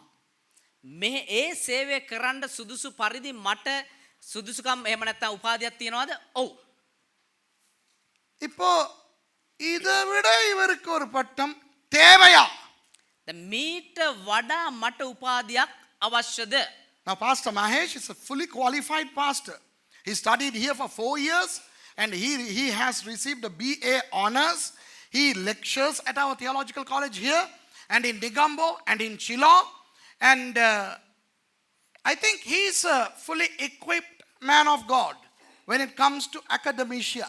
கல்வி என்று வரும் பொழுது போதிய அளவு படித்து முடித்து விட்ட ஒரு ஊழியக்காரர் தான் பாஸ்டர் மகேஷ். අධ්‍යාපනය කියන තැනට එද්දී අවශ්‍ය ප්‍රමාණයට ඉගෙනගෙන හමාරු කෙනෙක් තමයි මම. இப்போ இவர் இங்கிலாந்துக்கு போய் மாஸ்டர்ஸ் டிகிரி படிக்க வேண்டுமா? දැන් මම එංගලන්තයට ගිහිල්ලා මාස්ටර් උපාධිය ගන්න අවශ්‍යද? அவசியது தேவையா? தேவையா? ඕනේද? இல்ல, does he need to go to England and study for a master's degree? No need. No need. ඕනේ නැහැ. அவசியனே, අවශ්‍ය නැහැ. தேவையில்லை. ஆனால் இவருக்கு மற்றவன் யாரையாவது பார்த்துட்டு, හැබැයි මට වෙන කවුරු හරි දිහා බලලා இந்த அவருக்கு இங்கிலாந்து போனாரா, අරයා ඉංග්ලන්ඩ් ගියා. இந்த இவர் இங்கிலாந்து போயிட்டாரா, මේ අරයාත් ඉංග්ලන්ඩ් ගියා. ஐயோ நானும் அப்ளை பண்ணி போறேனே. එහෙනම් මමත් මේ ඒකට ඇප්ලයි කරන්න. இதுதான் மாம்சத்தின் இச்சை. මේක තමයි මාංශයේ තෘෂ්ණාව. தனக்கு அவசியம் இல்லாதது, தேவையில்லாதது, விளங்குதா உங்களுக்கு? මට අනවශ්‍ය දේ, தேவையில்லாதது வேண்டும் என்று ஏங்க கூடாது. අනවශ්‍ය දේ ඕනේ කියලා සංකා වෙන්න හොඳ නැහැ. இதே பாஸ்டர் மகேஷ் ඒ වගේම මම இவர் ஊழியத்துக்கு வந்திருக்கிறார், සේවයට ඇවිල්ලා ඉන්නවා. இன்னும் படிக்கவில்லை. තාම ඉගෙන ගත්තේ නැහැ. அப்போ இவர் படிக்க ஆசைப்பட வேண்டும். இந்த இவங்க மாதிரி එතකොට එහෙමනම් මම දැන් ඉගෙන ගන්න ආස වෙන්න ඕනේ. விளங்குதா உங்களுக்கு? තේරෙනවද? அவருக்கு அவனுக்கு அவளுக்கு எது தேவையோ அதை மாத்திரம் ஆசைப்படுங்கள். ඒ කෙනාට මොනවද අවශ්‍ය ඒ දේට පමණක් ආශා විය යුතුයි. You can like things that are needed in your lives. Don't run after things that you want. உங்களுக்கு வேண்டும் என்றதன் பின்னாலே அலைய வேண்டாம். ඔබට ඕනේ කියලා ඒ පස්සේ දඟලන්න එපා. புரியுதா உங்களுக்கு? அதுதான் மாம்சத்தின் இச்சை. ඒක තමයි මාංශයේ තෘෂ්ණාව. அடுத்தது கண்களின் இச்சை. ඊළඟ දැස් වල තෘෂ්ණාව. The other one is the lust of the eyes. இந்த கண்கள் இருக்கிறதே, கண்கள் මේ දැස් තියෙනවානේ. ஐயோ பொல்லாததாப்பா. ඊට මේ භයානක දෙයක්. இந்த கண்கள் எதையாவது பார்த்து මේ දැස් මොන හරි දිහා බලලා மூளைக்கு செய்தி அனுப்பி கொண்டே இருக்கும். මොලේට පණිවිඩය යවාගෙනම තමයි ඉන්නේ. இப்ப கண்களை படைத்தது யார்? දැන් මේ දැස් මෙවේ කවුද? ஆண்டவர். දෙවියන් වහන්සේ. விஷயங்களை பார்ப்பதற்கு தான் ஆண்டவர் படைத்து வைத்திருக்கிறார். දේවල් බලන්න තමයි දෙවියන් වහන්සේ දැස් මෙව්වේ. அதுபோல மனுஷனுக்கு ரசனையை ஆண்டவர் படைத்து வைத்திருக்கிறார். மனுஷයාට රස විඳීමේ හැකියාව දෙවියන් වහන්සේ මවා තිබෙනවා. You know, God has created the eyes. God has created the ability to see. And God has created the ability to enjoy what you see. இந்த இயற்கையை பாருங்கள். මේ සබා සෞන්දර්යය බලන්න. இந்த அழகை பார்த்து ரசிக்கும் போது எவ்வளவு இன்பம் வருகிறது. මේ ලස්සන බල්ලෙල එක රස විඳිති කොච්චර එක මේ මිහිරි දෙයක්ද? Look at the beauty of nature. How much can we revel in the beauty of nature by looking at it? Okay? So looking at something and enjoying the beauty through your eyes is nothing wrong. கண்களால் பார்த்து දැස් වලින් බලලා ரசிப்பதில் தவறு கிடையாது. රස විඳීම වැරදි දෙයක් නෙවෙයි. அழகுதா உங்களுக்கு? තේරෙනවද ඔබට? அதே போல ஆம்பளை பொம்பளை விஷயத்திலையும் வருவோம். ඒ වගේම ගැහණු පිරිමි කාරණාවටත් පැමිණෙමු. ஒரு ஆம்பளை ஒரு பொம்பளைய பார்த்து அவ அழகுன்னு ரசிக்கிறதுல தப்பே கிடையாது. එක පිරිමියෙක් එක කාන්තාවක් බලලා ඇය ලස්සනයි කියලා රස විඳීම වැරදිම නැහැ. ஒரு பெண் ஒரு ஆணை பார்த்து அவன் அழகானவன் வாட்டசாட்டமானவன் என்று ரசிப்பதில் தப்பே கிடையாது. එක තැනැත්තියක් එක පිරිමි කෙනෙක් දිහා බලලා මෙයා කඩවසම් මෙයා ලස්සනයි කියලා හිතන එක වැරදිම නැහැ. There is nothing wrong in a boy looking at the beauty of a girl or a girl looking at the beauty of a boy. There is nothing wrong. God has created us that way. கர்த்தர் எங்களை அந்த மாதிரி படைத்து வைத்திருக்கிறார். දෙවියන් වහන්සේ ඒ ආකාරයෙන් තමයි අපිව මවලා තියන්නේ. ஆனால் இச்சை என்றால் என்ன தெரியுமா? හැබැයි තෘෂ්ණාව කියන්නේ මොකක්ද දන්නවද? எந்த ஒரு காரியத்தையாவது මොනවා හරි කාරණාවක් නිසා நன்றாய் கேட்டுக்கொள்ளுங்கள். හොඳට අහුම්කම් දෙන්න. கண்களின் இச்சை என்றால் என்னன்னு சொல்லி கொடுக்கிறேன். දැස් වල තෘෂ්ණාව කියන්නේ මොකක්ද කියලා කියන්නේ. எந்த ஒரு காரியத்தையாவது මොනවා හරி කාරණාවක් නිසා எந்த ஒன்று, பொம்பளை ஆம்பளை மட்டும் இல்லை, எந்த ஒரு பொருளா இருக்கலாம், வீடா இருக்கலாம், மரமா இருக்கலாம், காரா இருக்கலாம், கரடியா இருக்கலாம், எதுவாகவும் இருக்கலாம். ඒක ගෑනු පිරිමි කියලා නෙමෙයි, ගයක් වෙන්න පුළුවන්, වාහනයක් වෙන්න පුළුවන්, ගහක් වෙන්න පුළුවන්, මොනවා හරි දෙයක. ஏதாவது ஒன்றை பார்த்து මොනවා හරි දෙයක් බලලා அதை ரசித்து ඒක රස විඳලා அது எனக்கு இருந்தால் எப்படி என்று நினைப்பது இச்சை. ඒක මට තිබුණා නම් කොහොමද කියලා හිතන එක තෘෂ්ණාව. You know what is lust? When you look at something and when you enjoy and when you feel that it will be nice for me to have that, that's the lust of the eyes. விளங்குதா உங்களுக்கு?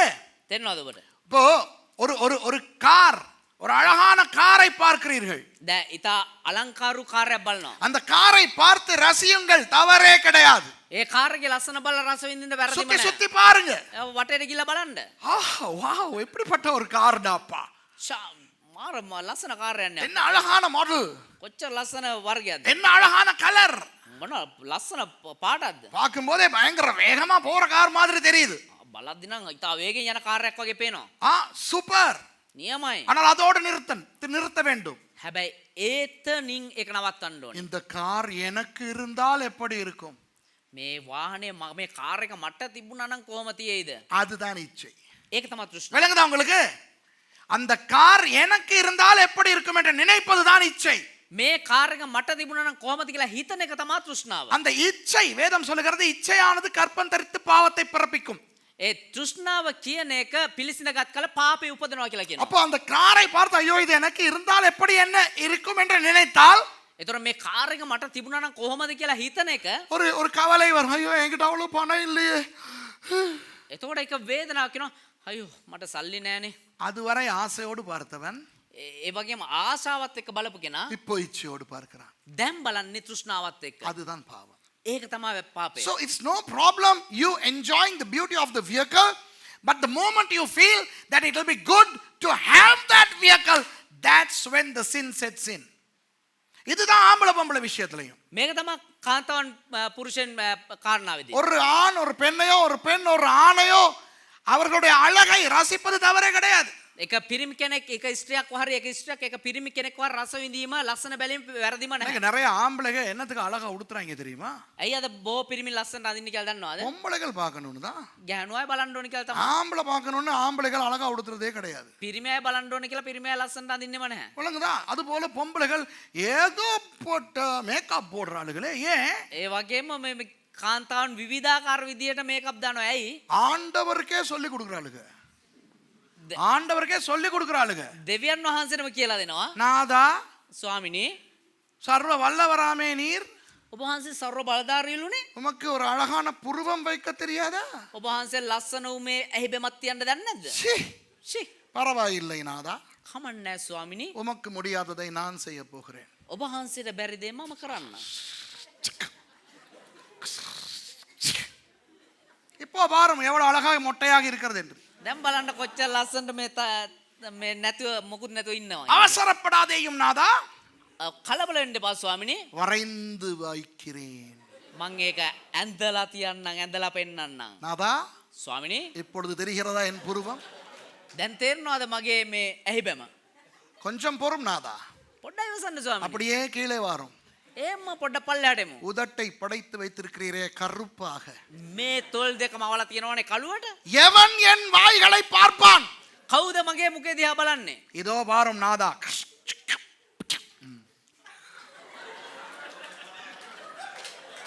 பார்த்தீரா?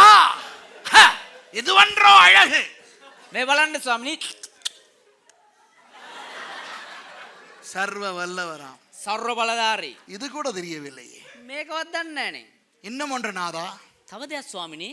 நேராய் படைத்து வைத்திருக்கிறீர். මේ කෙලී කෙලින්ම අවලා තියෙනවා. கம்பி மாதிரி இருக்கிறது. කම්බි වගේ තියෙනවා. நாதா, ස්වාමිනේ இதோ பாரும், මේ බලන්න. இதை வைத்து நான் சுருட்டி காட்டுகிறேன். මේක තියලා මම ක්‍රේල් කරලා පෙන්නන්නම්. இப்போ பாரும். දැන් බලන්න. நாதா, ස්වාමිනේ உடுப்பு அயன் பண்ணுவதை பற்றி கேள்விப்பட்டிருப்பீர். ඇඳුම් අයන් කරන එක ගැන මම අහලා තියෙනවා. ஏனென்றால் நீர் சர்வஞானி. ඇයි කියනවා නම් ඔබ වහන්සේ සර්වඥානි. தலைமயிரையும் நான் அயன் பண்ணுவேன். මම හිස කෙස් අයන් කරන්න යනවා. இல்லை உண்மையிலேயே இன்ன வரைக்கும் இந்த அயன் பண்ணுறது எப்படின்னு பொம்பளைகள் தலைமுடி அயன் பண்ணுவாங்க. இன்ன வரைக்கும் எனக்கு அது எப்படி பண்ணுவாங்கன்னு தெரியாது. இப்படி வச்சு இப்படி இப்படி பண்ணுவாங்களோ, உண்மையிலே இன்ன வரைக்கும் எனக்கு தெரியாது. ரேணு தான் சொல்லி கொடுக்கணும் எனக்கு. ஏமாதானே வந்தானே.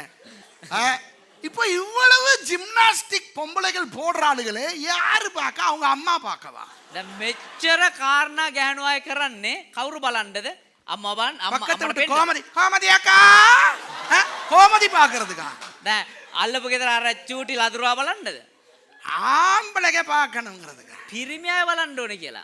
ஆமாவா இல்லை? எத்தனை பொம்பளைகள் சொல்லுவீங்க நான் சொல்றது சரின்னு? கையை தூக்குங்க. කී ගෑනුවා කී දෙනෙක් කියනවා කියන්නේ හරි කියලා. எல்லாம் கெல்லடுகளா கையை தூக்குங்க. වයසට ගියපු කට්ටිය තමයි අත උස්සන්නේ.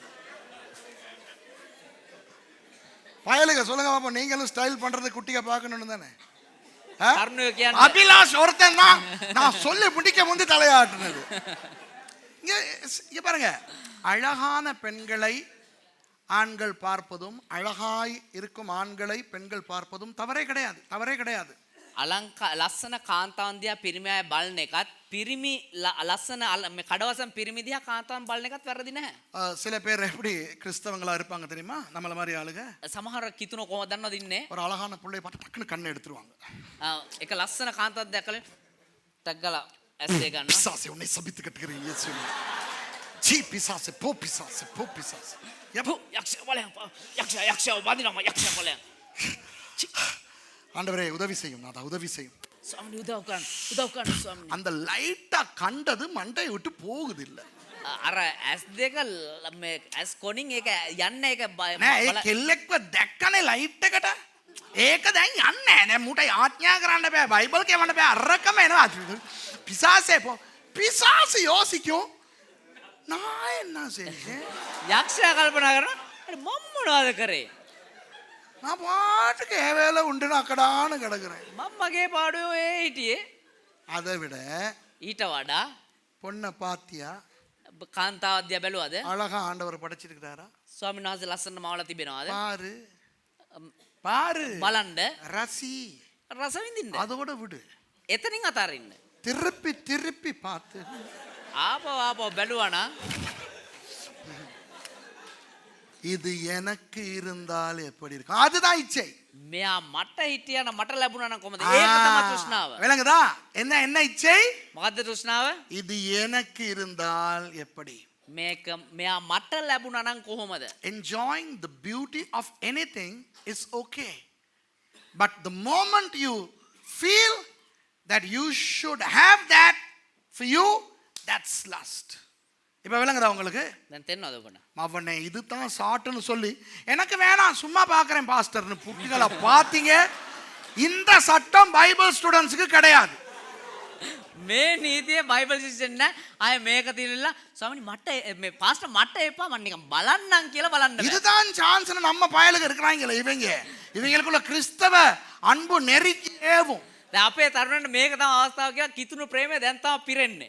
நம்ம சர்ச்ல இப்ப வாலிப புள்ளைங்க பொம்பளை புள்ளைங்க நிறைய இருக்கு. இப்ப දැන් අපේ සභාවේ දැන් තරුණයන් දැන් බොහෝ දෙනෙක් ඉන්නවා. இங்க இருந்து சின்ன புள்ளையா போனதொன்னு குமரியா வந்திருக்குது. அந்த குமார் பிரதரோட மகள்.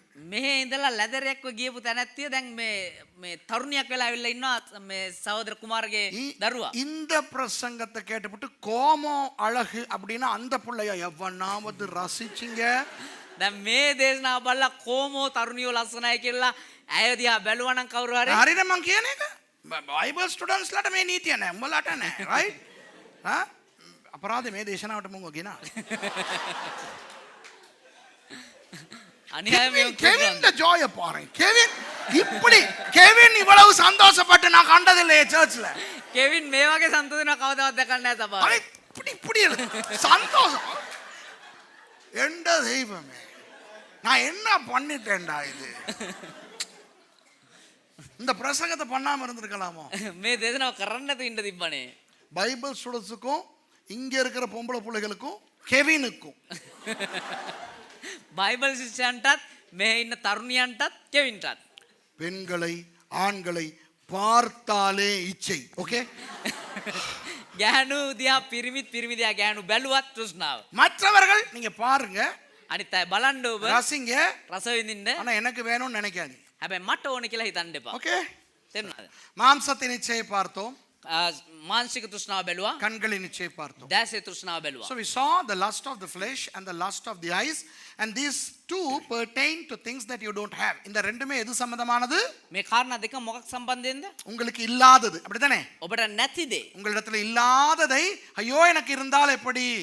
ඔබට නැති දේ අයියෝ මට තිබුණා නම් ஆனால் மூன்றாவது හැබැයි තුන්වෙනි දේ ரொம்ப பயங்கரமானது. ඉතා භයානක දෙයක්. ஜீவனத்தின் பெருமை. ජීවිතයේ උඩඟකම. The pride of life. இது பெருமை என்று சும்மா சொல்லவில்லை. මේක උඩඟුකම කියලා නිකම්ම කිව්වේ නැහැ. ஹலோ நல்லா கவனிங்க. හොඳට අවධානය දෙන්න. சும்மா பெருமை என்று இந்த இடத்துல இல்லை. නිකම්ම උඩඟකම කියලා මෙතන නැහැ. ஜீவனத்தின் பெருமை. ජීවිතයේ උඩඟකම. This does not merely talk about pride, it qualifies the pride. It says the pride of life. ஜீவனத்தின் பெருமை என்றால் என்ன தெரியுமா? ජීවනයේ උඩඟකම කියන්නේ මොකද්ද? என்னிடத்திலே இருக்கிற காரியங்களை குறித்து பெருமைப்படுவது. මා තුල තිබෙන්නා වූ දේවල් පිළිබඳව උඩඟු වීම. இந்த பெருமை ஒரு சூட்சுமமானது, தந்திரமானது. මේ උඩඟුකම කියන එක ඉතා සූක්ෂමයි ඒ වගේම මායාකාරී. You know, the pride is very subtle,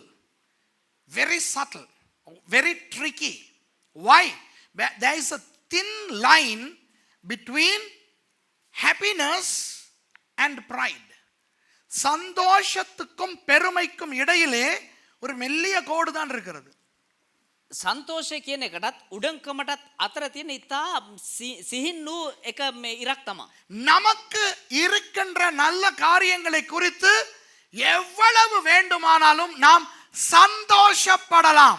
මට තියෙනා කාරණා පිළිබඳව මට ඕන තරම් සන්තෝෂ වෙන්න පුළුවන්. ஆனால் அந்த சந்தோஷம் பெருமையாய் மாறிவிடக் கூடாது. හැබැයි ඒ සන්තෝෂය උඩඟුකම විදිහට මාරු වෙන්න හොඳ නැහැ. It is okay for me to be happy with the things that I have, but I must be very careful lest the happiness become pride.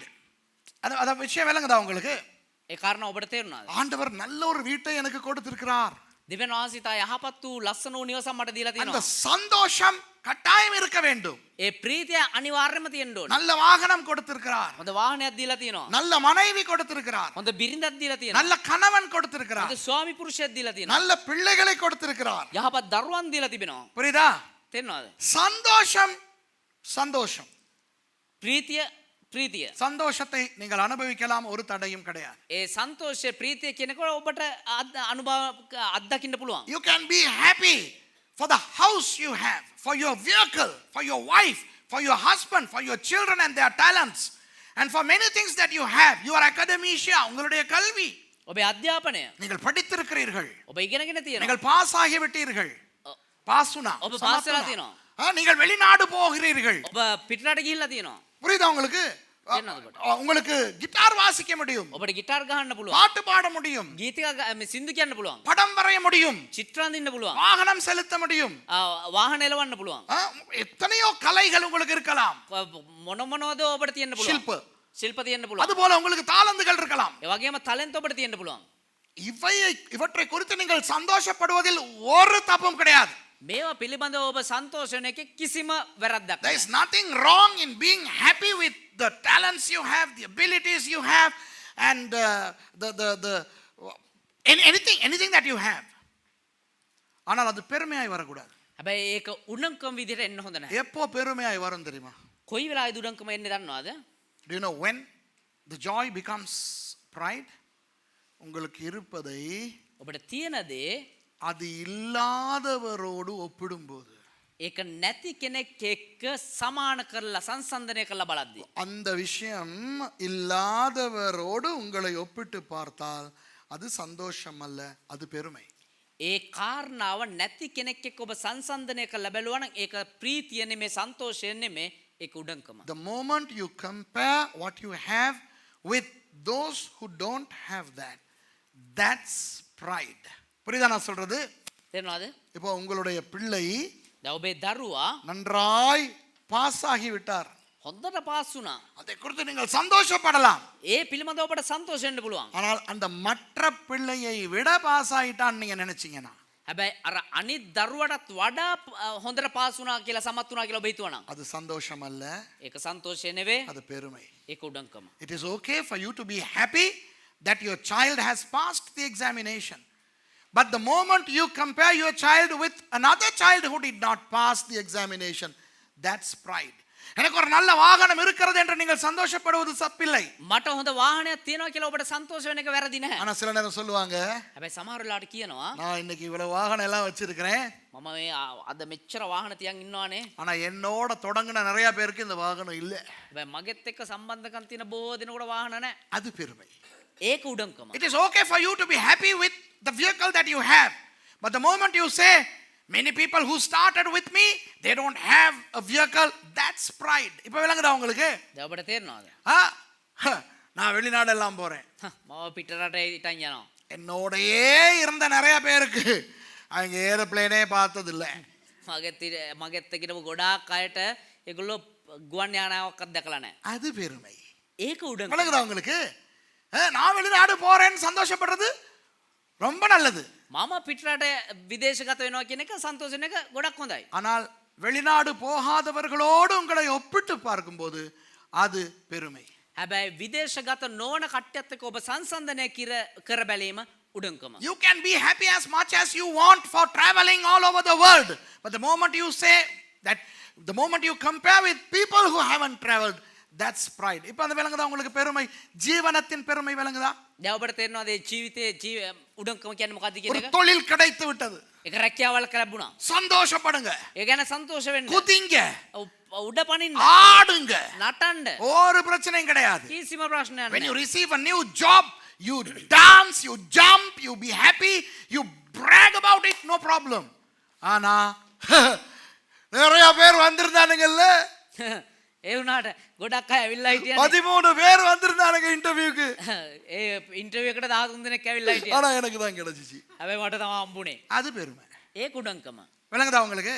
තේරෙනවද ඔබට? And if you say 13 people showed up for the interview but I got the job, that's pride. இப்போ அந்த point விளங்குதா உங்களுக்கு? දැන් ඔබට තේරෙනවද ඒක நான் කාරණාව? படிச்சேன், BA பட்டம் வாங்கினேன், சந்தோஷப்படு. මම ඉගෙන ගත්තා, BA උපාධියක් ගත්තා, සන්තෝෂ වෙන්න. போட்டோ எல்லாம் எடுத்து Facebookல போடு, ෆොටෝ එහෙම අරගෙන Facebook එකේ දාන්න. பிரச்சனையே கிடையாது. ප්‍රශ්නයක්ම නැහැ. ஆனா எங்க ஊர்ல எத்தனை பேர் இதெல்லாம் வாங்கியிருக்காங்க? யாரும் இல்லையே. හැබැයි අපේ ගමේ කී දෙනෙක්ද මේ වරන් තියෙන කාටවත් නැහනේ. ஒப்பிட்டு பார்த்தீங்கன்னா உனக்கு கிடைச்ச BA குறித்து நீ பெருமைப்படுகிறாய். ඒක සංසන්දනය කරලා බලනවා නම් ඔබට තිබෙනා ඔය BA උපාධිය ගැන ඔබ උඩඟු වෙනවා. உங்களுடைய வாழ்க்கை, ඔබේ ජීවිතේ, உங்களுடைய தனிப்பட்ட தாளந்துகள், ඔබේ පෞද්ගලික තලන්ත, உங்கள் வசதிகள், ඔබේ වස්තු, உங்கள் படிப்பு, ඔබේ අධ්‍යාපනය, உங்கள் பணம், ඔබේ මුදල්, உங்கள் ஊழியம், ඔබේ சேවය, எதையும் குறித்து நீங்கள் சந்தோஷப்படுங்கள். කිසිම හැම දෙයක් ගැනම ඔබ සන්තෝෂ වෙන්න. விளங்குதா உங்களுக்கு? තේරෙනවද ඔබට? ஊழியக்காரர்கள், ஹலோ இது கிறிஸ்தவ பிரசங்கம், ஊழியக்காரர்களுக்கும் விசுவாசிகளுக்கும் சொல்றேன். මේ සේවකින් නිසා මේ ඇදිලිවන්තින්ට කියන්නම්. கர்த்தர் உங்களை பயன்படுத்துகிறாரா? சந்தோஷப்படுங்கள். දෙවියන් වහන්සේ ඔබ පාවිච්චි කරනවාද? සන්තෝෂ වෙන්න. Ministers of the gospel, servants of the Lord, you be happy the way God is using you. Be happy. நீங்க சந்தோஷப்படுங்க. கர்த்தர் உங்களுக்கு வரங்களை கொடுத்திருக்கிறார். ඔබ සන්තෝෂෙන් දෙවියන් වහන්සේ ඔබට දීමනා දීලා තියෙනවා. கர்த்தர் உங்களை பயன்படுத்துகிறார். දෙවියන් වහන්සේ ඔබ පාවිච්චි කරනවා. ஆனால் என்றைக்கு உங்களை இன்னொரு ஊழியனோடு ஒப்பிடுகிறீர்களோ பெருமை வந்து விட்டது. හැබැයි කවද්ද ඔබ තවත් සේවයක් එක්ක ඔබේ සේවය සංසන්දනය කරන්න උඩඟකම් The පැමිණෙනවා. moment you compare your ministry with another man's ministry, that's when pride has set in. உங்களுடைய சபையை குறித்து சந்தோஷப்படுங்கள். ඔබේ සභාව ගැන සන්තෝෂ වෙන්න. ஐயோ எங்க சபைக்கு அப்படி இருக்குதே, අයියෝ අපේ සභාවට මෙහෙම තියෙනවනේ. இப்படி இருக்குதே, අර විදියට තියෙනවනේ. இப்படி ஊழியக்காரங்க இருக்கிறாங்களே, මේ විදිය සේවකයෝ எங்களுடைய ඉන්නවනේ. worship இப்படியே, අපේ නමස්කාරය මෙහෙමනේ. எங்களுடைய fasting இப்படியே. අපේ නිරාහාරය මෙහෙමනේ. சந்தோஷப்படுங்க. සන්තෝෂ වෙන්න. செல்ஃபி எடுத்து போடுங்க Facebook. සෙල්ෆි අරගෙන දාන්න Facebook එකට. சந்தோஷப்படுங்க, நோ ப்ராப்ளம். සන්තෝෂ වෙන්න ප්‍රශ්නයක්ම නැහැ. ஆனால் හැබැයි இன்னொரு சபையோடு நீங்கள் உங்களுடைய சபையை ஒப்பிடும் போது තවත් සභාවක් එක්ක ඔබේ සභාව ඔබ සංසන්දනය කරද්දී பெருமை வருகிறது. උඩඟකම එනවා. You can be happy with your church, you can be happy with your minister, you can be happy with anything, but the moment you compare your church with another church, that's when you are proud. உங்க Bible college குறித்து நீங்க சந்தோஷப்படுங்க. ඔබේ Bible විද්‍යාල ගැන ඔබ සන්තෝෂ වෙන්න. படிக்கிற பாடங்களை குறித்து சந்தோஷப்படுங்க. ඉගෙන ගන්නවා පාඩම් ගැන ඔබ සන්තෝෂ වෙන්න. படிச்சு கொடுக்கிற டீச்சர்ஸை குறித்து சந்தோஷப்படுங்க. ඒක උගන්වනවා ගුරුවරු ගැන සන්තෝෂ அதை වෙන්න. பத்தி மற்றவங்களுக்கு சொன்னா கூட பரவாயில்லை. ඒ ගැන අනිත් අයට කිව්වත් කමන්නේ. ஆனா இன்னொரு பைபிள் காலேஜோட அங்க இருக்கிற டீச்சர்ஸோட அங்க படிச்சு கொடுக்கிற பாடங்களோட ஒப்பிட்டீங்களோ அன்றைக்கு நீங்கள் பெருமை பிடித்தவர்கள். හැබැයි තවත් බයිබල් විද්‍යාලයක් එක්ක ඒ උගන්වන්නා වූ ගුරුවරුත් එක්ක ඒ උගන්වන්නා වූ විෂයත් එක්ක සංසන්දනය කරලා බැලුවා නම් උඩඟකම් පැමිණේ. You can be happy with your Bible college, your teachers, your accoutrements, but the moment you compare your college with another college, that's when you are proud. இப்போ விளங்குதா உங்களுக்கு? දැන් ඔබට තේරෙනවද? அப்போ ஆண்டவர் என்ன சொல்லுகிறார்? ඒතකොට දෙවියන් වහන්සේ මොනවද කියන්නේ? யோவான் மூலமாக ஆண்டவர் சொல்லுகிறார், යොහාන් කන්නකොටගෙන දෙවියන් වහන්සේ කියනවා மாம்சத்தின் இச்சையும் මාංශයේ තෘෂ්ණාවත් கண்களின் இச்சையும் ඇස්වල තෘෂ්ණාවත් ஜீவனத்தின் பெருமையுமாகிய உலகத்தில் உள்ளவைகள் எல்லாம் பிதாவினால் உண்டானவைகள் அல்ல. ජීවිතේ අහංකාරකමත් මක්නිසාද ලෝකයේ තිබෙන සියල්ල පියන් වහන්සේගෙන් නොව ලෝකයෙන් වේ. அவைகள் உலகத்தினால் உண்டானவைகள். The lust of the flesh, the lust of the eyes and the pride of life that are in the world did not originate in the Father, but they originated in the world. 17வது வசனத்தை வாசிச்சு முடிப்போம். 17 වෙනි පදේ කියවලා අවසන් කරමු. உலகமும் அதன் இச்சையும் ஒளிந்து போம். ලෝකයත් ලෝකයේ තෘෂ්ණාවත් පහවන්නේය. නමුත් What does it say? And the world passeth away, and the lust thereof. The world and the lusts thereof passeth away. அதெல்லாம் இல்லாம போயிரும். ஹலோ விளங்குதா? තේරෙනවද? ඒ සියල්ල නැති වෙලා යයි. ஒரு காலத்தில் பெருமைப்படுகின்றவைகள் எல்லாம் இல்லாமல் போகும். இன்னொரு காலம் வரும். එක කාලයකදී තෘෂ්ණාව එහෙම නැත්නම් උඩඟු වන්නා වගේ නැති වෙලා යන කාලයක් පැමිණෙයි. Okay? The things that you are proud about, they are going to come to an end. All the lust, they are going to come to an end. இச்சை எல்லாம் அழிந்து போகும். තෘෂ්ණාව කියන දේ විනාශ වෙලා යයි. விளங்குதா? ஒரு புத்தாம் புது காரை வாங்கிக்கிறீங்க. අලුත් මලුත් වාහනයක් මිලදී ගන්න කාර්යය. 10 வருஷத்துக்கு பிறகு அது 10 வருஷம் பழைய கார்.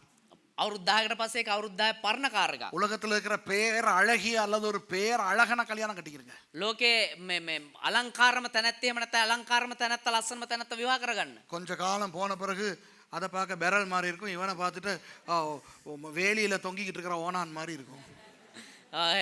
ටික කාලයක් යද්දි නිකන් බැරල් එකක් වගේ ආයෙවින්ද එහෙම නැත්නම් ඔහු ඉඳි මේ වැටේ ඉල්ලා ඉන්න මේ කටුස්ස වගේ. அந்த காலத்தில் நான் சலூனுக்கு போனா ඒක ඒ දවස්වල දේවදාසයා සැලුන් එකට ගියා. நான் சொன்னேன் ஷகி கட் வெட்டுங்க, ෂැගි කට් එක කපන්න කියලා කිව්වා. ஸ்டெப் கட் வெட்டுங்க.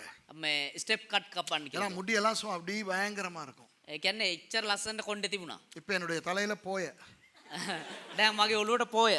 எனக்குடா இப்போ போனா இந்த பக்கத்தில் இருக்கிறத மிச்சம் வச்சு அதால தான் இங்கிட்டு உள்ளதை மூடுறது. දැන් ඒ ගියා නම් මේ පැත්තේ මේ වැඩිපුර තියෙන ඒවා තමයි එහා පැත්තේ පීරන්න තියන්න කපන්න. நமக்காவது இங்க போய, இங்க வந்து முன் பக்கமே எல்லாம் போய, எல்லாம் போயாச்சு. දේවදාසයට පිටිපස්සට විතරයි පෝය, මට ඉස්සරහටත් පෝය. விளங்குதா உங்களுக்கு? எல்லாம் அழிந்து போகும். பைபிள் சொல்லுகிறது everything passeth away, you know. සියලු දේම නැති වෙලා යනවා. බයිබලයේ කියන්නේ. தேவனுடைய சித்தத்தின்படி செய்கிறவனோ என்றென்றைக்கும் நிலைத்திருப்பான். வாவ். නමුත් දෙවියන් වහන්සේ කැමැත්ත කරනා සදා කාලටම පවතින්නේය. But he that doeth the will of God abideth forever. தேவனுடைய சித்தத்தை செய்கிறவன் දෙවියන් වහන්සේ කැමැත්ත කරන්නා தன்னுடைய சித்தத்துக்கு முக்கியத்துவம் கொடுக்க மாட்டான். තමුන්ගේ කැමැත්තට ප්‍රමුඛ ස්ථානය The one දෙන්නේ who නැහැ. does the will of God will not give prominence to his own will. He will subjugate his will to the will of God. தன்னுடைய சித்தத்தை தேவனுடைய சித்தத்துக்கு விட்டு கொடுப்பான். තමුන්ගේ කැමැත්ත දෙවියන් වහන්සේ කැමැත්තට බාර කරනවා. அவன் என்றென்றைக்கும் நிலைத்திருப்பான். ඔහු සදා කාලටම පවතී. ஓகே, நான் நினைக்கிறேன் கர்த்தர் உங்களுக்கு நிறைய காரியங்களை பேசியிருக்கிறார். හිතනවා දෙවියන් වහන්සේ ඔබට බොහෝ කාරණා කතා කරා කියලා. மாம்சத்தின் இச்சைக்கும் මාංශයේ තෘෂ්ණාවටත් கண்களின் இச்சைக்கும் ඇස්වල තෘෂ්ණාවටත් ஜீவனத்தின் பெருமைக்கும் ජීවිතයේ උඩඟකමටත් விலகி இருப்போமாக. නොවැටි ඉනු පිණිස. So let's be far from the lust of the flesh, the lust of the eyes and the pride of life. May God bless you. Those who are live with us, have a good day, a good week. See you whenever we see you. May God bless you. நேரடியாக எங்களை பார்த்து கொண்டிருக்கிறவர்கள் සජීව අපිත් සමග සම්බන්ධ වෙලා ඉන්න අය இப்போ ஆயிரக்கணக்கான ஜனங்க பார்க்குறாங்க. දැන් දහස් ගණන් දෙනෙක් බලනවා. ஓகே, நீங்கள் எந்த நாட்டில் இருந்தாலும் கர்த்தர் உங்களை ஆசீர்வதிப்பார். ඔබ මොන රටේ හිටියත් මොන දේශේ හිටියත් දෙවියන් වහන්සේ ඔබ ආශිර්වාද மறுபடியும் කරනවා. உங்களை வேறொரு நிகழ்ச்சியில் சந்திக்கிறேன். නැවත වාරයක් ඔබ වෙන වැඩ මෙහෙකින් සම්බන්ධ වෙන්නම්. அதுவரை கர்த்தர் உங்களை ஆசீர்வதிப்பாராக. එතෙක් දෙවියන් වහන්සේ ඔබ ආශිර්වාද කරනසේ